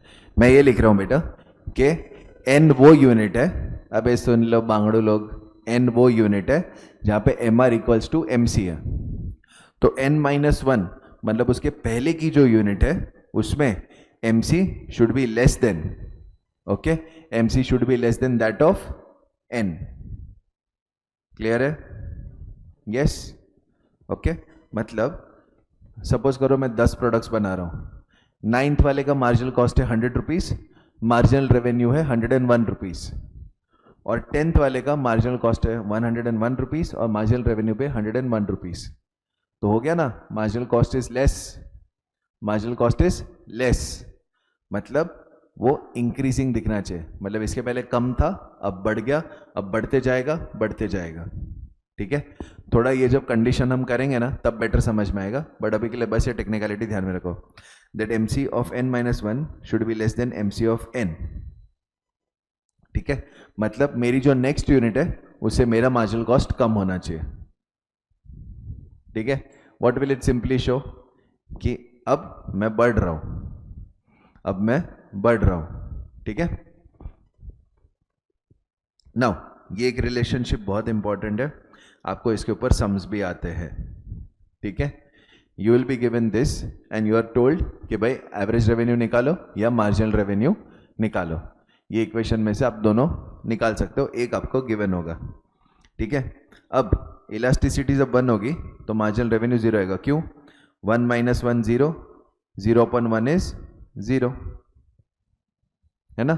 E क्या है सर? E इलास्टिसिटी है बच्चा, ओके, इलास्टिसिटी है। E is more than 1 तो MR will be more than 0, E is less than 1 MR will be negative, MR will be negative। ठीक है, now the above figure reveals showing a straight line curve or an AR curve। अब हमें याद रखना बेटा कि जो average revenue curve होता है वो हमारा डिमांड कर्व होता है, वो हमारा डिमांड कर्व होता है। कैसे सर? बेटा डिमांड कर्व क्या बताता है? अलग प्राइस पे अलग क्वांटिटीज, अलग प्राइस पे अलग क्वांटिटी, तो वही हमारा एवरेज रेवेन्यू है ना, कि ये क्वांटिटी पे आप इतना कमा सकते हो। यस और no? Yes, okay. So when E is more than 1 marginal revenue is positive and total revenue is rising. तो आप ये पॉइंट तक यहां पे देखो बेटा, ये याद है एक लीनियर लाइन पे हमारी जो इलास्टिसिटीज आई थी, this was infinity, this was more than 1, this was equal to 1, this was less than 1, this was 0, याद है? लीनियर इलास्टिसिटी है ना बेटा। सो रिवाइज कुछ नहीं किया है, सर बोल बोल के थक गए कि बेटा टेस्ट आ रहा है, टेस्ट आ रहा है ना। ठीक है, चलो एनीवेज, तो ये पॉइंट है, यहाँ पे इलास्टिसिटी इज मोर देन 1, यहाँ पे इलास्टिसिटी इज इक्वल टू 1 और यहाँ पे elasticity is less than 1। Marginal revenue is positive, therefore total revenue is rising. आप देख सकते हो टोटल रेवेन्यू, यस, तो मेरा टोटल रेवेन्यू जो है वो राइज कर रहा है। When E is equal to 1 marginal revenue is 0। अब तुम एक बात बताओ, तुम्हारा नेक्स्ट प्रोडक्ट जो है उससे 0 रेवेन्यू आ रहा है, तो आपका ओवरऑल रेवेन्यू चेंज होगा क्या? मेरे को एक पेन बेच के 0 रुपीज मिला तो कुछ बढ़ेगा मेरा रेवेन्यू? नहीं, and therefore total revenue is maximum, total revenue is maximum. So आपको क्वेश्चन आएगा, where is total revenue maximum? Where MR is equals to 0 and E is equals to 1, where MR is equals to 0 and E is equals to 1। अब elasticity 1 से कम होती जा रही है, अब elasticity 1 से कम होती जा रही है, तो मेरा जो टोटल रेवेन्यू है वो फॉल करते जाएगा, टोटल रेवेन्यू है वो फॉल करते जाएगा। When E is less than 1, marginal revenue is negative and therefore total revenue is falling. मतलब अभी भी आप प्रोड्यूस करते जा रहे हो तो आपको कम कम पैसा मिल रहा है, तो ओवरऑल जो आपने पैसा बनाया वो जा रहा है. कैसे सर? बेटा समझो, आपके पास 100 रुपये, ठीक है, आपके उसमें से 10 रुपये गिर गए, क्या आपका 10 रुपीज़ का लॉस हुआ? हाँ, यस और नो? यस. तो अभी आपके पास 90 बचेगा ना, अभी आपके पास 90 बचेगा, यस और नो, है ना? तो ऐसा ही है कि भाई अगर मैंने यूनिट प्रोड्यूस किया तो इसको प्रोड्यूस करने का कॉस्ट आएगा 10 रुपये, मेरे को मिलेगा 5 रुपये, तो ओवरऑल मेरा 5 रुपये का नुकसान हुआ. मतलब प्रोडक्ट्स बेच के जो मैंने पैसा कमाया था उसमें 5 रुपये मेरा चला गया. यस, ठीक है. सो ये आप देख सकते हो हमारा AR कर्व दिया हुआ है, ठीक है, which is nothing but the demand curve. And MR curve जो है ना बेटा, इसमें आप देखो कि it is half way. Okay, it is half way. This and this are equal, this and this are equal. Okay, ये क्यों होता है? ये जब हम मोनोपोली का चार्ट करेंगे तब समझेंगे, ठीक है. अभी के लिए I don't want to put too much information in your head, ठीक है. ये हाफ वे होता है, ये क्यों होता है इसका मैं आपको पूरा का पूरा न्यूमेरिकल एग्जाम्पल भी दिखा दूंगा. क्लियर है? ओके, चलो. इस यूनिट में कोई भी डाउट्स, कोई भी क्वेश्चंस? इस यूनिट में कोई भी डाउट, कोई भी क्वेश्चंस? ओके, डायग्राम क्लियर हुआ? ओके, एनी क्वेश्चंस मार्केट को लेके ये वो? ओके, चलो. डिटर्मिनेशन ऑफ प्राइसेस तो हमने किया, यस. और तुम लोग ने बहुत सारे डायग्राम्स बनवाए मुझसे, यस बेटू, सारे डायग्राम्स थे. Now we come to unit 3. Please come to unit 3, page number 127. Alright बेटा, so let's understand perfect competition. Sir perfect competition कहाँ से आ गया? बेटा हमने अभी किया था, right? Market forms, different types of markets, classification based on competition. तो कंपटीशन में परफेक्ट एंड इम्परफेक्ट था. Let's see what it is. It is a market structure where there are large number of firms which produce and sell homogeneous product. Individual firm produce only a small portion of the total market supply. जैसे एक दुकान में जितना कुरकुरे बिकता है, that is an extremely infinitesimally small amount of actual Kurkure sold in the markets, right? Price is fixed by the industry. Firm is a price taker, so the price of the commodity is uniform. इसका ना मैं आपको diagram अभी दिखा देता हूँ, ठीक है, ताकि आपको पता चले कि इसको फर्म को प्राइस टेकर क्यों बोला गया है. ओके, हमने अभी डिमांड एंड सप्लाई किया था.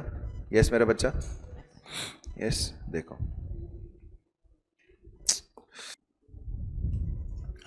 ठीक है, ये है. Now I have my demand curve, I have my supply curve. बराबर ना? बराबर बोला भाई, बराबर बोला, ठीक है. नाउ बेटा from here we can see कि this is the equilibrium price, this is the equilibrium quantity. Okay, यही डायग्राम, बस जगह कम नहीं पड़नी चाहिए, यही डायग्राम को हम बोलते हैं इंडस्ट्री. ओके, मतलब this is how the industry determines the price. और फिर यही प्राइस जो फर्म होती है, और ये इंडस्ट्री है, फर्म इसी को एज प्राइस ले लेती है एंड दिस बिकम्स फर्म का price, average revenue curve, marginal revenue curve and the demand curve. So industry जो प्राइस सेट करता है, उसको फर्म एक्सेप्ट करती है एंड उसी प्राइस पे वो इनफाइनाइट क्वांटिटीज बेचती है. मतलब इस प्राइस पे फर्म इतना या इतना जितना भी चाहे वो बेच सकती है, क्योंकि there are large numbers of buyers and sellers and वो कितना भी आउटपुट बेच सकते हैं. But the price will be taken by the industry. This is what we mean when we say कि प्राइस टेकर है हमारी फर्म. मतलब इंडस्ट्री ने डिसाइड किया, वो जो इक्विलिब्रियम प्राइस आया वो हमने उठाया एंड उसके हिसाब से हमारा डिमांड कर्व बनाया. Clear? Okay, now look here, ये ऐसा क्यों होता है? ठीक है, हम जिंदगी में पूछते ना मेरे साथ ऐसा क्यों होता है, वैसे हम इकोनॉमिक्स में भी पूछते हैं कि मेरे साथ क्यों होता है. तो लेट अस अंडरस्टैंड ये क्यों है. हम कह रहे हैं कि price is equal to the average revenue is equal to the marginal revenue is equal to the demand curve. ठीक है, देखते हैं. Suppose I am selling something for 10 rupees. In perfect competition can I change the price? No. तो मैं कितनी भी quantity बेचूं, सारी की सारी क्वांटिटी कितने रुपए पे जाएगी बेटा? 10.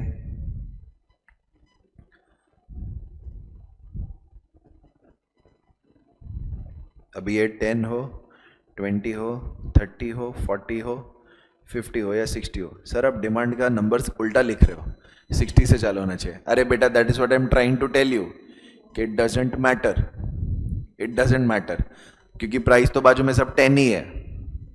तो मैं 60 से 10 लिखूं या 10 से 60 लिखूं, आंसर तो प्राइस का वही आने वाला है. ओके, सो मेरा डिमांड का कैसा बनेगा? प्राइस है 10, क्वांटिटी 60, कितना भी क्वांटिटी बेचो प्राइस क्या रहेगा? 10. सर ये क्या बना है आपने? अरे बेटा ग्राफ है, समझा? यस. तो क्योंकि प्राइस 10 है, कितना भी क्वांटिटी ले लो, 40 ले लो, 80 ले लो, 120 ले लो, कितने पे जाएगा? 10.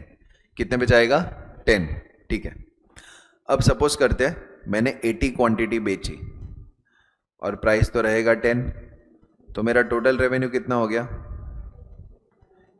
800 रुपये is my total revenue. Yes, ठीक है. Average revenue is total revenue divided by the quantity. 800 divided by 80 कितना आया? AR is equals to 10 is equals to price. ठीक है. अब सपोज करो मैंने 79 बेचे होते तो कितना जाता? 790 बराबर. Marginal revenue of 80th will be equal to, sorry हाँ, marginal revenue, total revenue of 80th minus total revenue of 79th. n minus 1. तो marginal revenue on the 80th packet that I sold is 800 minus 790 and that is rupees 10. Marginal revenue is equals to 10 which is equals to the AR which is equal to the price. गया? दिखाओ. गया? Yes. Okay. That's why बेटा the price is equal to the average revenue is equal to the marginal revenue. क्यों? कितना भी बेचो 10 रुपए का ही बिकना है, कितने भी क्वांटिटी 10 की जानी है, तो हमारा घूम फिर के आंसर हमेशा वही आएगा. ठीक है. एंड डिमांड कर्व भी मैंने आपको दिखा दिया कि क्यों ये मेरा डिमांड कर्व है. ठीक है. Why is this my demand curve, वो भी मैंने आपको दिखाया कि भाई कोई भी क्वांटिटी है वो 10 रुपए पे ही जा रही है. Are we clear? यस. अब price is fixed by the industry. Do we know this? Yes. Firm is only a price taker. Do we understand what does this mean? हाँ बोल, मुंह से हाँ बोल. Yes. हाँ. So the price of the commodity is uniform. Okay. Features क्या है? Large number of buyers, large number of sellers. So one seller or one buyer can exert no force on the demand or the supply. Homogeneous product. Product में size, identity, colors, weight, content, labelling, design, किसी चीज का कोई फर्क नहीं होता है. Can you look at 2 Kurkure packets and tell which one कहां पे है अलग अलग? नहीं, इट इज द सेम. हाँ, पीछे उन लोग ने बोला होता है कि ये कर्नाटका में बना था, ये गुजरात में बना था. That is different. But if I give you Kurkure from one packet and if I give you Kurkure from another packet and I stuff it in your nose, will you be able to tell the difference? No. कि कौन से packet का कुरकुरे था? Will you be able to tell? Can you टकुर के मिले ये कर्नाटका वाला है? Can you do that? आएगा ना नोज से. You can always take it out and eat it.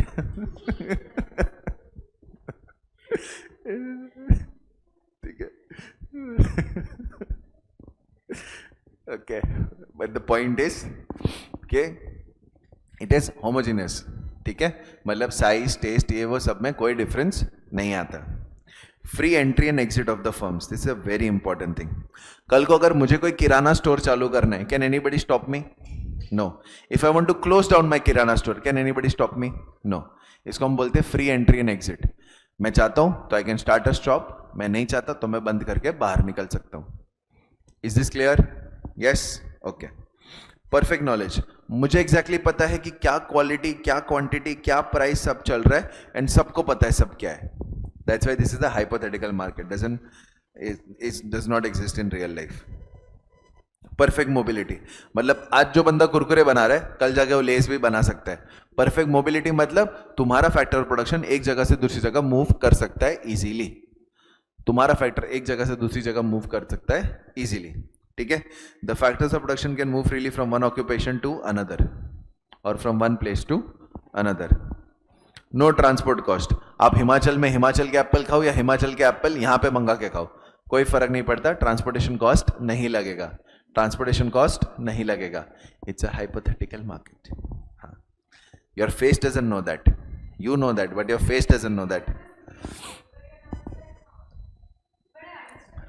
हाँ. ठीक है. No selling cost.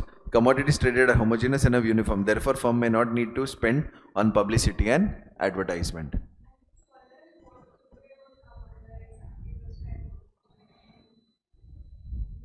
Good. Let me know. Okay. Now, price determination, where industry is price maker and firm is price taker. ठीक है. अभी जो हमने diagram सीखा ना, ओ बांगड़ू लोग, अभी जो हमने डायग्राम सीखा ना वही है. देखो, इंडस्ट्री ने प्राइस फिक्स किया और वही प्राइस फर्म ने ले लिया. वही प्राइस फर्म ने ले लिया. अब कितनी भी क्वांटिटी बेचो, सब 6 रुपए के मल्टीपल में बिकेगी. तो AR भी 6 रुपए, MR भी 6 रुपए. Okay. We already know this. ओए, we already know this. Yes. Mithil, ऐसे बैठ, तेरी शक्ल नहीं दिख रही मेरे को, आंखों का तारा है तू मेरे, हमेशा दिखते रहना चाहिए बेटा. Okay. Now, thus in a perfectly competitive market, AR is equals to MR is equals to demand curve is equals to price. Do we know this? Yes. Okay. चलो. Now, आपको याद है मैंने 2 कंडीशन लिखवाई थी. MC is equals to MR and MC cuts MR from below. मतलब the marginal cost of n minus 1 should be less than of marginal cost of n. याद है ये? यस. ए कैनिल याद है? ओके. सो वही वाली चीज यहां पे होगी. If MR is more than MC, there is incentive to produce more and add to profit. If MR is less, the firm will have to decrease as the cost of production of additional unit is high.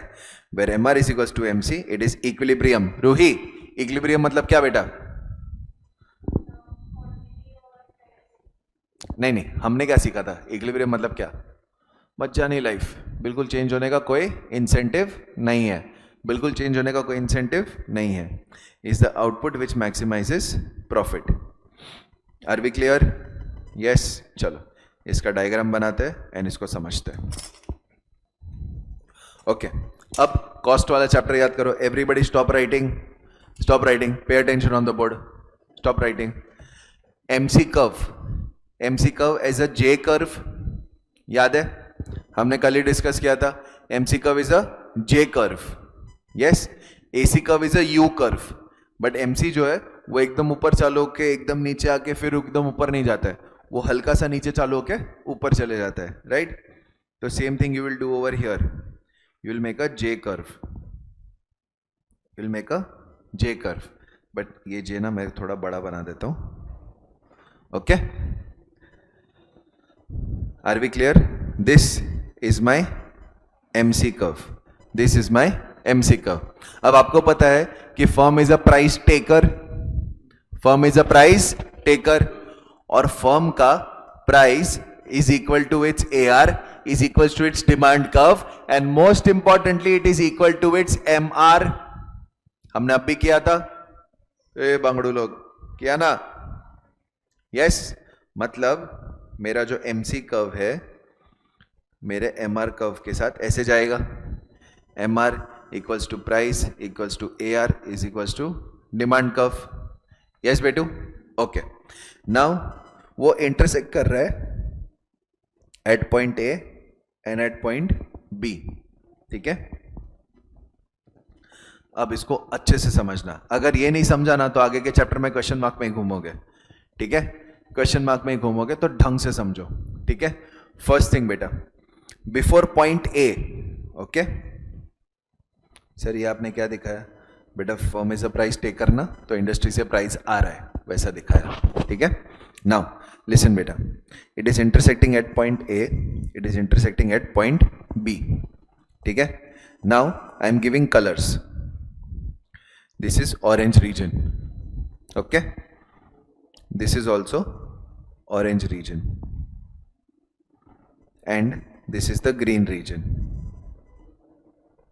Okay. This is the green region.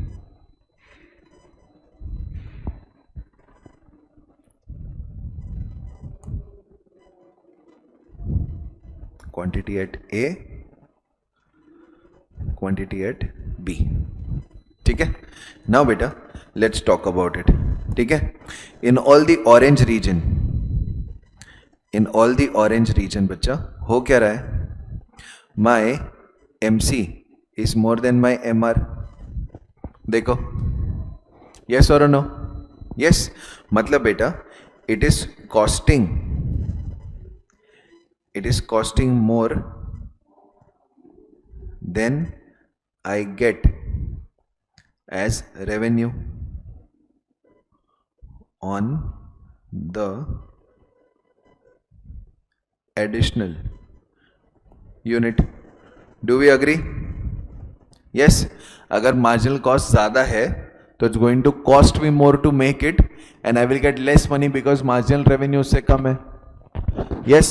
तो orange zone में बनाने का कोई भी sense बनता है? नहीं. Orange zone में बनाने का कोई भी सेंस नहीं बनता है. अब क्वेश्चन आता है कि should we make Q A और Q B? Should we make Q A और क्यू बी? ठीक है. मतलब I am going to produce until I am producing Q A और I am producing Q B, क्योंकि इन दोनों ही जगह पे मेरा M R equals to my M C है. मेरा M R equals to my M C है. बराबर? यस बेटा. Okay. Now when I talk about ए और बी को याद रखो अभी अच्छे से, मैं डायग्राम अभी ऊपर चले जाएगा. ए और बी को याद रखो. Now at A M C is equal to M R. Okay. Let's call the production at A equals to N. N units are produced. N units are produced at A. बराबर?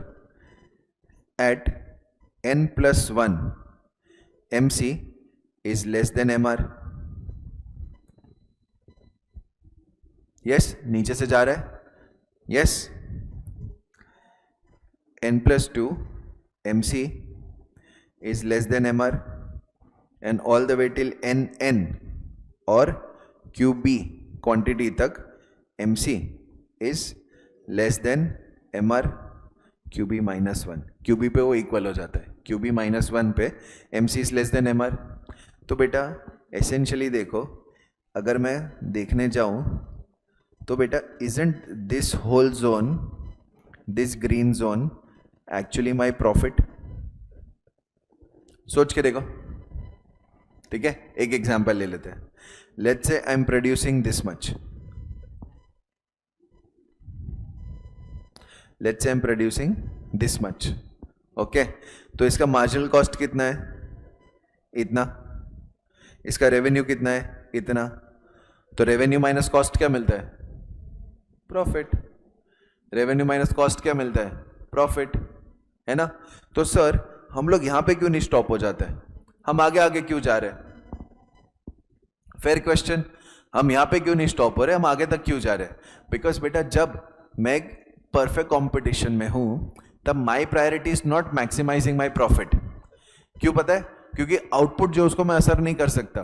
अगर मैं supply नहीं करूंगा ना, मैं बोलूंगा नहीं यहां तक ही करता हूं, मेरा प्रॉफिट ज्यादा आएगा, दूसरा कोई सप्लाई कर देगा। Secondly, I will not win this game by maximising my profit, I will win this game by maximising my output. ठीक है, बट सर आपको क्यों ऐसे पॉइंट पे जाना है जहां पे आपका रेवेन्यू और कॉस्ट सेम हो जाता है? क्योंकि बेटा इकोनॉमिक्स है, मेरे कॉस्ट में मेरा नॉर्मल प्रॉफिट इंक्लूडेड है। सो when I say M R is equals to M C, I am still making my normal profit, I am still making my normal profit. So I rather make profit on all these, no? Why will I stop? Why will I stop बच्चा? आप समझे आप लोग? Yes, there is no sense in stopping here. When even if I stop here, इतना सारा profit हाथ से जा रहा है, क्यों जाने दू? My goal is to maximize profit, my goal is to maximize revenue और प्रॉफिट। प्रॉफिट तो इतना सारा प्रॉफिट का अमाउंट छूट जाएगा ना? यस, अगर मैं एक क्यूसी क्वांटिटी बनाता हूं बेटा, तो मेरा इतना ही प्रॉफिट हो पाएगा, only this much. I will miss out on all this. Yes or no? Yes. So I will not produce QC level of output. I will produce QB level of output. I will produce QB level of output. ठीक है? And therefore beta at B, ठीक है? MC is equals to MR and M is the quantity produced. ठीक है? मुझे पता है QB है, बट M लिख रहा हूं ताकि आपके दिमाग में बाइफ्रिकेशन बैठे। At M+1 production, MC is more than MR. Therefore, I'll stop at M, that is QB level of output. That is at QB level of output. तो सर हम क्यों A पे क्यों नहीं रुकते? क्योंकि बेटा उसके बाद ही तो प्रॉफिट है, उसके बाद ही तो प्रॉफिट है। उतना आउटपुट बना के तुमको क्यों खुश होने का है? परफेक्ट कंपटीशन है, बहुत बायर्स है, बहुत सेलर्स है, बेचो ना, आउटपुट मैक्सिमाइज करो। तुम्हारा प्रॉफिट रीजन ही क्यू ए के बाद चालू हो रहा है, तो क्यू ए पे क्यों रुक जाने का? यस और नो? ठीक है, और एक एग्जांपल देता हूं सिंपल वाला। ठीक है, अपना एक क्लास है, ठीक है, अभी समझ करो पीए का break even point. Break even point मतलब MC is equals to MR आता है व्हेन क्लास में हम लोग लेट्स से 10 बच्चे बिठाते हैं। Okay, so if 10 kids are there in the batch, we are making our cost. ठीक है, are MC is equals to MR। MC is equals to MR and total cost बहुत अलग होता है, but stick to the example, try to get the point which I am trying to make. ठीक है, MC is equals to MR हो जाता है, मतलब 11वें बच्चे से तो मेरा प्रॉफिट आ रहा है ना, 11वें बच्चे से तो मेरा प्रॉफिट आ रहा है। मैं बोल दूं बस बस बस कॉस्ट रिकवर हो गया, बंद बंद बंद, एडमिशन बंद, चलेगा? Make sense? नहीं। अरे उसके बाद ही तो प्रॉफिट आ रहा है, उसके बाद ही तो प्रॉफिट आ रहा है। और सपोज करो मैंने 50 बच्चे बिठा दिया, उसके बाद ना अगर मैं बच्चे बिठाने जाता हूं, ठीक है, तो या तो मेरे को नया बैच बनाना पड़ेगा, या तो मेरे को बेंचेस ज्यादा लानी पड़ेगी, या तो मेरे जो करंट बच्चे पढ़ाई कर रहे हैं उनकी पढ़ाई डिस्टर्ब हो रही है, रिजल्ट खराब हो रहा है। तो should I produce more than 50? No.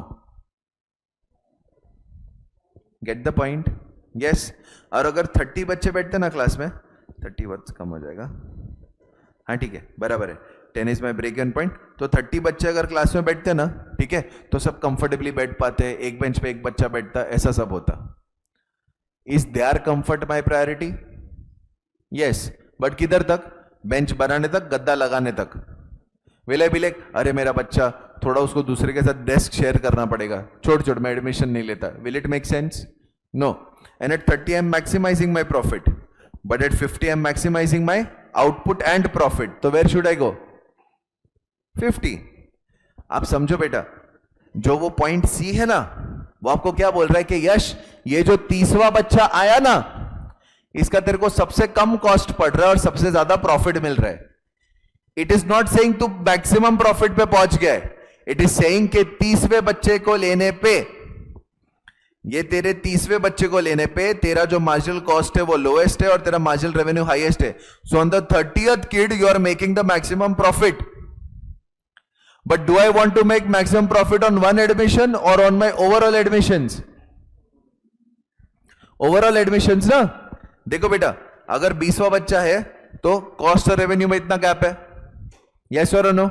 So what is it saying कि यश तू मैक्सिमम प्रॉफिट बना रहा है जब तेरा 30वां बच्चा आ रहा है, मतलब 30th एडमिशन पे you are making maximum amount of profit on that admission, on that admission, not all admissions, on that admissions your marginal cost is the lowest and your marginal revenue is the highest. Do I want marginal revenue is highest or my total revenue is highest? Total revenue na, total revenue chahiye na highest. I want to make the highest amount of revenue so that my amount of profit is highest. So that will happen at 50 or 30? 50. ठीक है, पूरा पूरा मेरा capacity use करूंगा तब जाके तो वो होएगा. क्लियर है? Yes, that's why I stop my production at QB. My profit is maximised, MC इसके बाद बढ़ जाता है and that is a sweet spot. Okay, चलो नाउ बेटा हम लोग ने MRMC अप्रोच से देखा कि ऑप्टिमम लेवल ऑफ आउटपुट वगैरह क्या होना चाहिए, कहां पे रुकना चाहिए, कहां पे करना चाहिए. अब सेम वे में हम एवरेज रेवेन्यू और एवरेज कॉस्ट के अप्रोच से करेंगे. मतलब वी विल सी कि where can be our equilibrium output और where can be our highest amount of profit, but this time what will we study? The average revenue and average cost. Okay, now यहां पे इन्होंने example लिया है. देखो 8,000 का आपका एवरेज फिक्स कॉस्ट है एंड 12,000 का आपका एवरेज वेरिएबल कॉस्ट है. ठीक है, बेस्ड ऑन दिस आप देखो कि उन्होंने ये पूरा पूरा डायग्राम बनाया. ठीक है, revenue is 30, it is 20, super normal profit I am making. ठीक है, क्यों बताता हूं. देखो 20 and 20 normal profit I am making, normal profit I am making.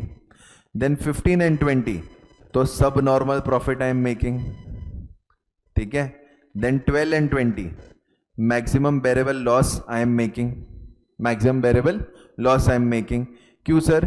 क्योंकि बेटा अब वो वेरिएबल कॉस्ट के इक्वल आ चुका है, वेरिएबल कॉस्ट के इक्वल आ चुका है. तो सर, तो बेटा यहां पे याद है अपने को था, ठीक है, कि हमारी इंडस्ट्री को कब तक प्रोड्यूस करना चाहिए. कहां गया वो पॉइंट, कहां गया वो पॉइंट? अरे वो पॉइंट किधर गया बे?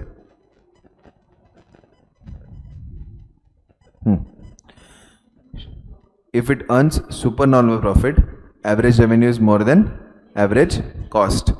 Okay, then it breaks even, that is normal profits, when average revenue is equal to average cost, and it suffers losses where average revenue is less than average cost. ठीक है, now still doesn't answer my question. वो वाला part किधर गया?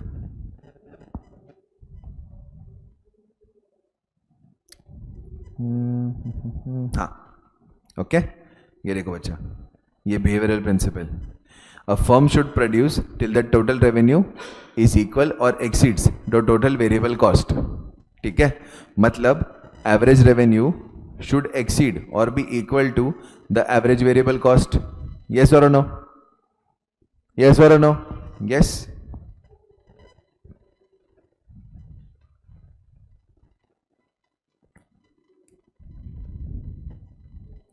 Average revenue अब average variable cost के equal पहुंच चुका है, मतलब हम लोग मैक्सिमम वेरिएबल लॉस पे पहुंच चुके हैं. इससे कम हुआ हमारा रेवेन्यू तो हमारा वेरिएबल कॉस्ट ज़्यादा आएगा और हमारा रेवेन्यू कम, मतलब we are at shut down point. Shut down point मतलब अपना बिजनेस टेम्पररीली बंद कर देना, क्योंकि प्रोडक्शन करके कोई मतलब नहीं है. प्रोडक्शन जो करेंगे वो ज़्यादा नुकसान होएगा. मैं अगर और एक पैकेट बनाया तो पैकेट 100 रुपए का बनेगा, बट मेरे को उस पैकेट को बेच के 90 रुपए आएगा, तो मेरा जो भी लॉस है वो 100 रुपए और बढ़ जाएगा. If I make that product, तो does it make sense to make that product? नहीं. ठीक है, इतना सिंपल प्रिंसिपल हम लाइफ में नहीं सोच सकते. ठीक है, think about it. when we come across the wrong people or we are in any kind of friendship relationship family relation whatever, जहाँ पे इनके साथ और करके अपना और ही नुकसान होने वाला है, still we are like no let's try.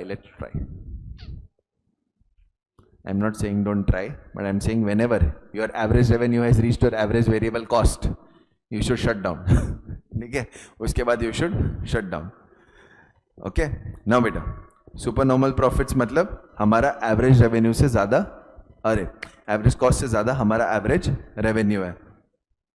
Then जहाँ पे दोनों सेम है तो हमारा नॉर्मल है। अगर average cost is more but it is still more than average variable cost, it is sub normal profit, and when it is equal it is variable loss. ठीक है, तो अगर मैं एक ऐसा स्केल बना दूं आपके इजी अंडरस्टैंडिंग के लिए, ठीक है, at this point AR is more than AC which is obviously more than AVC। ठीक है, वरना AVC मेंशन नहीं करता हूँ, कंफ्यूज हो जाओगे।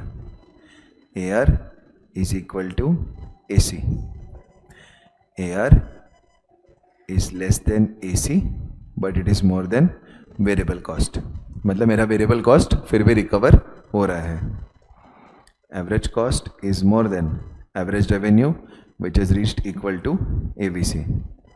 नाउ AR इज, एक मिनट बच्चों, इरेज नहीं हो रहा है, हाँ, AC is more than my AR which is less than, अरे तो AVC लिखना भाई, AVC एंड AR। ठीक है, at this point it is super normal profits, at this point it is normal profit, sub normal profit, maximum loss bearing capacity, and this is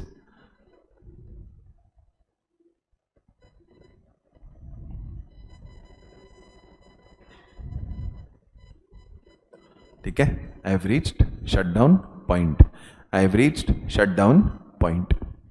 ठीक है बेटा, अब now in a perfectly competitive industry the MC curve of the firm is also the supply curve. This can be helped with the following figure. अब वो following figure में जाने की जरूरत नहीं है, यहाँ पे देखो, ये जो MC curve जा रहा है, is it a rightward, is it a positively sloping curve? Yes, तो ये supply curve हो गया ना, कि इतने पे मैं इतना, इतने पे मैं इतना, इतने पे मैं इतना। यस और नो? यस।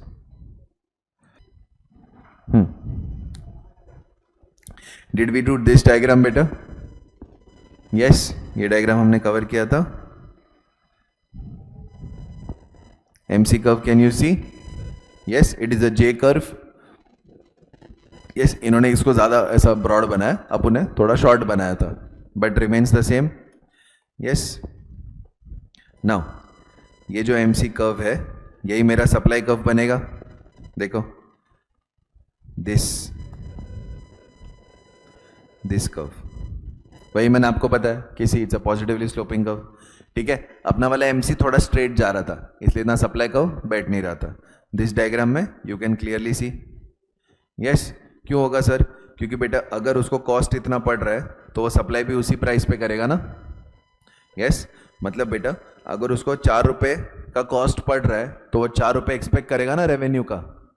यस, तो अगर आप बोलोगे कि सर 2 रुपये का दे दो, तो बोलेगा 2 रुपये में तो इतना ही सप्लाई करूंगा, 2 रुपये का तो मैं इतना ही सप्लाई करूंगा। Are we clear? Yes, okay. Now everybody look here, look very carefully. ये समझ में नहीं आया तो ये चैप्टर में डर लगेगा। ठीक है, I still remember it was very scary for me when I was doing this chapter, because मेरे को नहीं समझा था ये कुछ भी। ठीक है, तो प्लीज ध्यान से समझो, कुछ भी समझ में ना आए तुरंत पूछना, तुरंत पूछना। ठीक है, अभी हमने किया था AR और AC अप्रोच, AR और AC अप्रोच किया था। यस बेटा, उसमें हमने कहा if AR is more than AC it is super normal profit, if AR is equals to AC it is normal profit, if AR is less than AC it is sub normal profit, if AR is less than AVC we are at maximum loss bearing capacity, and if AR equal to, if AR is less than AVC we are at shutdown point. ठीक है, यही चीज ध्यान में रखना और यहां पे ध्यान दो। फर्स्टली बेटा मुझे पता है, ठीक है, मैं जिस चीज को हाईलाइट करूं बस उसी को ध्यान देना। मुझे पता है कि मेरा A R is equals to M R is equals to P is equals to D D, ये मेरा लाइन पता है मुझे? Yes, okay. नाउ हम ए आर और ए सी को ए आर एंड ए सी को देख रहे कि M R and M C को देख रहे? ए आर एंड ए सी को देख रहे? यस बेटा, we are focused on A R and A C, okay. This is nothing but A C curve बेटा। एवरेज टोटल कॉस्ट या एवरेज कॉस्ट वो सेम ही होता है, average total cost and average cost same ही होता है, ठीक है। अब देखो बेटा, अब मुझे क्वांटिटी क्यू बनाने के लिए, क्वांटिटी क्यू बनाने के लिए मेरा जो खर्चा है, मेरा जो खर्चा है वो इतना आ रहा है, मेरा जो खर्चा है वो इतना आ रहा है। मतलब my average cost of making OQ level of output, OQ level of output is BQ, is BQ. Do we agree? Yes. And मेरा average revenue from OQ is EQ, is EQ. दिख रहा है? Yes बेटा, EQ is my revenue. कैसे पता sir? ये रहा ना मेरा बच्चा, एवरेज रेवेन्यू लाइन है वो, एवरेज रेवेन्यू लाइन है वो। इतना समझा? खाली हाँ बोलो, ये तीन चीज समझी? हाँ, तीन चीज क्या? वो हमारा AR का लाइन है, ये हमारा AC का लाइन है, ठीक है। तो मतलब OQ लेवल ऑफ आउटपुट बनाने के लिए मेरे को कितना खर्चा लग रहा है? AC देखो यहाँ पे B पे इंटरसेक्ट कर रहा है, तो मतलब I have to spend BQ and I am making EQ, I am making EQ। तो ये पार्ट मेरा प्रॉफिट हो जाता है, यस और नो? यस बेटा, देखो वही चीज हो रही है, यहाँ पे देखो प्रॉफिट लिखा हुआ है, this part becomes my profit. Sir profit क्यों? अगर मैं आपको प्राइस लाइन पे समझाऊं तो प्राइस लाइन पे देखो, मुझे आउटपुट बनाने के लिए लग रहा है खर्चा OA और इसको बेचने का मिल रहा है मुझे OP, तो प्रॉफिट हो रहा है ना? यस। अब इसको नंबर से समझते हैं, अब इसको नंबर से समझते हैं, ठीक है।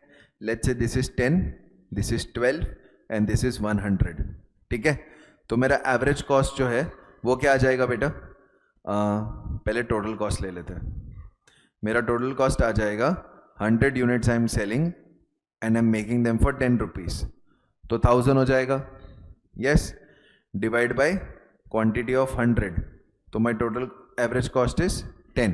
सर वही तो लिखा है आपने? अरे हाँ बेटा, प्रूव करके दिखा रहा हूँ, ठीक है।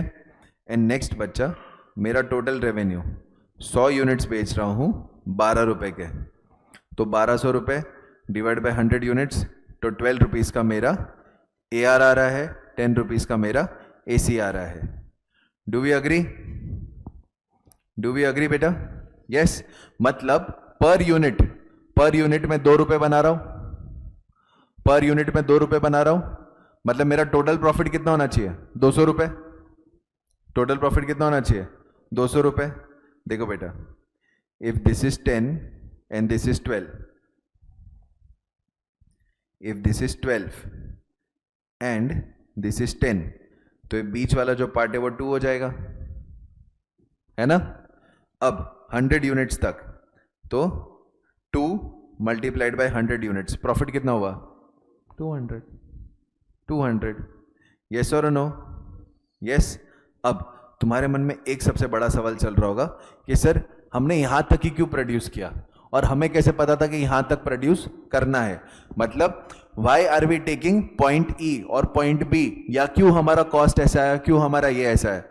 तो बेटा जब ये डायग्राम बनता है ना, तो इसका सीक्वेंस देखो बनने का कैसे रहता है। ये डायग्राम जब हम बनाते ना बेटा, तो इसका सीक्वेंस बहुत अलग होता है। आप सबसे पहले लोगे आपका प्राइस लाइन,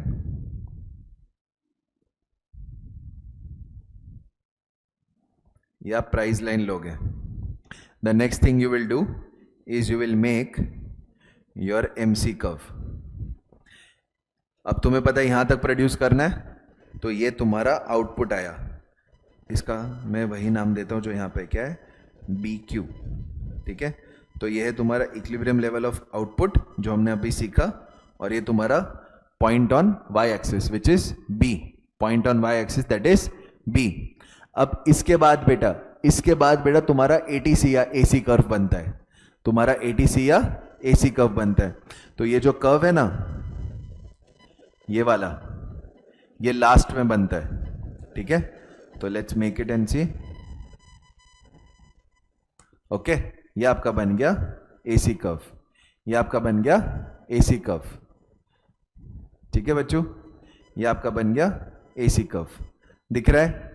यस, एक मिनट, सॉरी मैंने इसको MC के पहले ले लिया. ओके, ये MC को दो जगह इंटरसेक्ट नहीं करेगा. अभी वो सब में मत पढ़ो, जो है वो सामने देखो. ठीक है, तो बेटा वी कैन सी,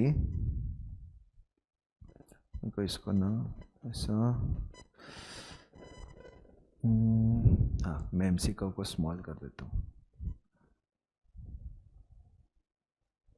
ओके बेटा, MC is equals to MR and it is cutting from below. अरे ये क्यों नूडल्स बन रहे भाई? अरे यार,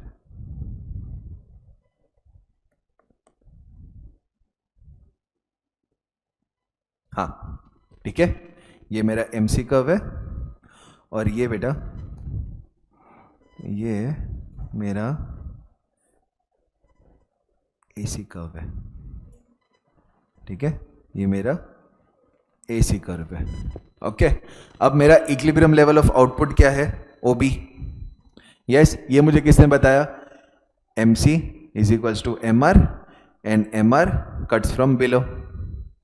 यस, इसने मुझे बताया कि मेरे को E लेवल तक का आउटपुट करना है. मतलब I am suppose to produce OB. अब OB पे मेरा एवरेज कॉस्ट किधर आ रहा है? इधर. ठीक है, इधर आ रहा है.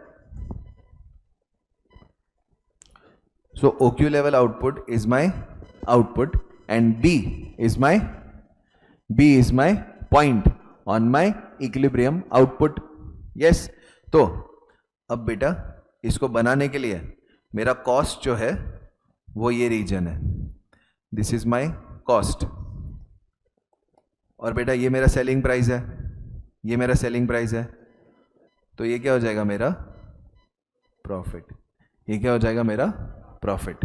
और यही चीज़ बेटा यहाँ पे हो रही है, यही चीज़ बेटा यहाँ पे हो रही है. ठीक है, अब समझा ये प्रॉफिट कैसे आया? यस, ये मन में यही क्वेश्चन आता है कि यार हम लोग बी पे क्यों रुक गए. यस, तो आपको याद रखना है step number 1, MC is equals to MR, MC cuts from below. वो आपको इक्विलिब्रियम आउटपुट देगा.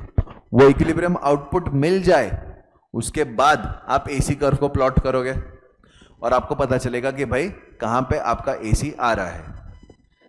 Is this clear?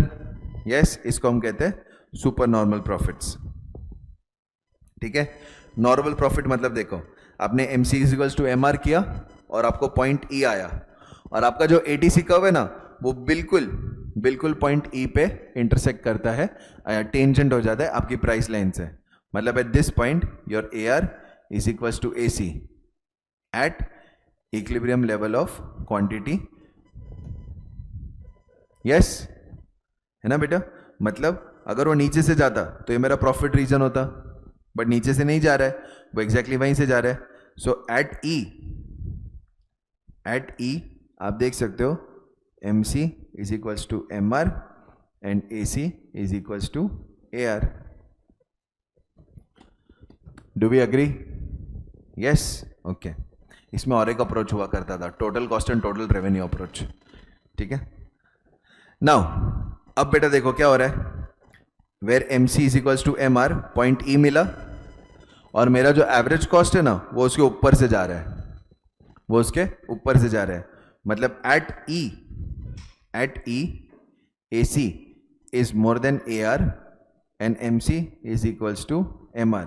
सर आपको कैसे पता? अरे बेटा तभी तो इक्विलिब्रियम आएगा ना, तभी तो इक्विलिब्रियम आएगा. देखो इक्विलिब्रियम कैसे आया? MC is equals to MR and MC cuts MR from below. MC cuts MR from below. Yes, तो अब मेरे को OQ लेवल बनाने के लिए खर्चा कितना लग रहा है? BQ. मेरे को खर्चा कितना लग रहा है? BQ. और मेरे को रेवेन्यू कितना आ रहा है? EQ. यस, तो मेरा इतना रीजन जो है वो क्या हो जाएगा, लॉस लॉस लॉस लॉस। बेटा मेरा खर्चा ज्यादा है और मेरा रेवेन्यू कम, तो अब क्या हो जाएगा मुझे, लॉस। मुझे क्या हो जाएगा बेटा, loss. Are we clear? Yes, पक्का बेटू? Super normal profits, yes. अगर मुझे इसको रफली बनाना हो तो आई विल मेक, ये मेरा MC कर्व, ये मेरा MR कर्व यहाँ पे इंटरसेक्ट किया, और ये मेरा AR कर्व है, यही मेरा AR कर्व है, और मेरा जो ATC है वो ऐसे जा रहा है। तो इक्विलिब्रियम लेवल ऑफ आउटपुट पे this is the cost I am bearing and this is the profit I am making. This is my super normal profit. Normal profit मतलब मेरा AR इक्वल्स टू MR का line है, यहाँ पे मेरा MC cut करता है, और इसी पॉइंट पे मेरा ATC ऐसे जाता है, ठीक है। ATC ऐसे जाता है, तो I make normal profits. Losses, this is my AR is equals to MR, ये मेरा MC कर्व, ये मेरा ATC curve. So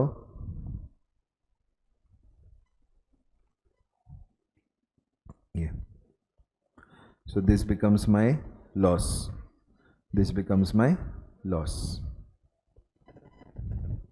Clear beta? Yes, okay. Long run equilibrium of a competitive firm.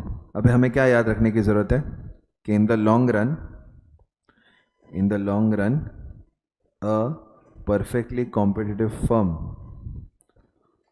Always makes normal profit. और ऐसा क्यों होता है? अगर सपोज करो आप सुपर प्रॉफिट्स बना रहे हो तो दूसरी फर्म्स को क्या लगेगा, अरे यार ये फील्ड में बहुत पैसा है, चलिए कर लेते हैं, है ना।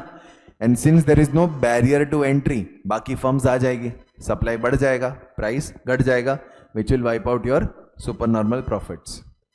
अगर आप शॉर्ट टर्म में लॉस कर रहे हो तो बाकी फर्म्स जो इतना लॉस बेयर नहीं कर सकती वो क्या बोलेगी, भाई बहुत नुकसान है, इंडस्ट्री से बाहर निकलो, इंडस्ट्री से बाहर निकलो, समझे। So some firms will exit, supply will go down, price will go up. In the long run ये जो स्टेबलाइजेशन है ये हमेशा नॉर्मल प्रॉफिट पे आके रुकेगा। So in the long run you will always make normal profit, you will always make normal profit. उतने जितने पेज है ना उतनी बार तेरे को भर भर के लिखवाऊंगा, ठीक है। Are we clear? यस बेटा, ओके। सो प्लीज यहां पे देखो, ठीक है। आपका यहां पे देखो, you are making price is equals to AR is equals to MR, ठीक है। और आपका एवरेज कॉस्ट नीचे है, आपके प्राइस लाइन के नीचे आपका एवरेज कॉस्ट कर्व, मतलब दिस वाज योर प्रॉफिट, ठीक है, this was your profit. But in the long run आपका long run average cost and आपका प्राइस हमेशा टेंजेंट आ जाएगा at P1 price and this output, at P1 price and this output. Sir हमें कैसे पता? बेटा मार्जिनल कॉस्ट कर्व कट कर रहा है ना, okay. And this becomes your equilibrium level of output, equilibrium level of output, ठीक है। ये डायग्राम बिल्कुल भी इंपॉर्टेंट नहीं है, ठीक है, बट इसको समझना ज़रूरी है। तो याद रखना, शॉर्ट रन में कुछ भी हो रहा हो, लॉन्ग रन में आपका LAC आपके P के साथ आ जाएगा, जहाँ पे आपका MC is equals to MR, okay. And you will reach an equilibrium at normal profit level. At what level? Normal profit level. Clear? Yes बेटा, ओके। सो इंडस्ट्री जैसे प्राइस सिलेक्ट करेगी वो वैसे आएगा जिसमें नॉर्मल प्रॉफिट हो सके, इसमें नॉर्मल प्रॉफिट हो सके। आर वी क्लियर बच्चा पार्टी? Yes, okay.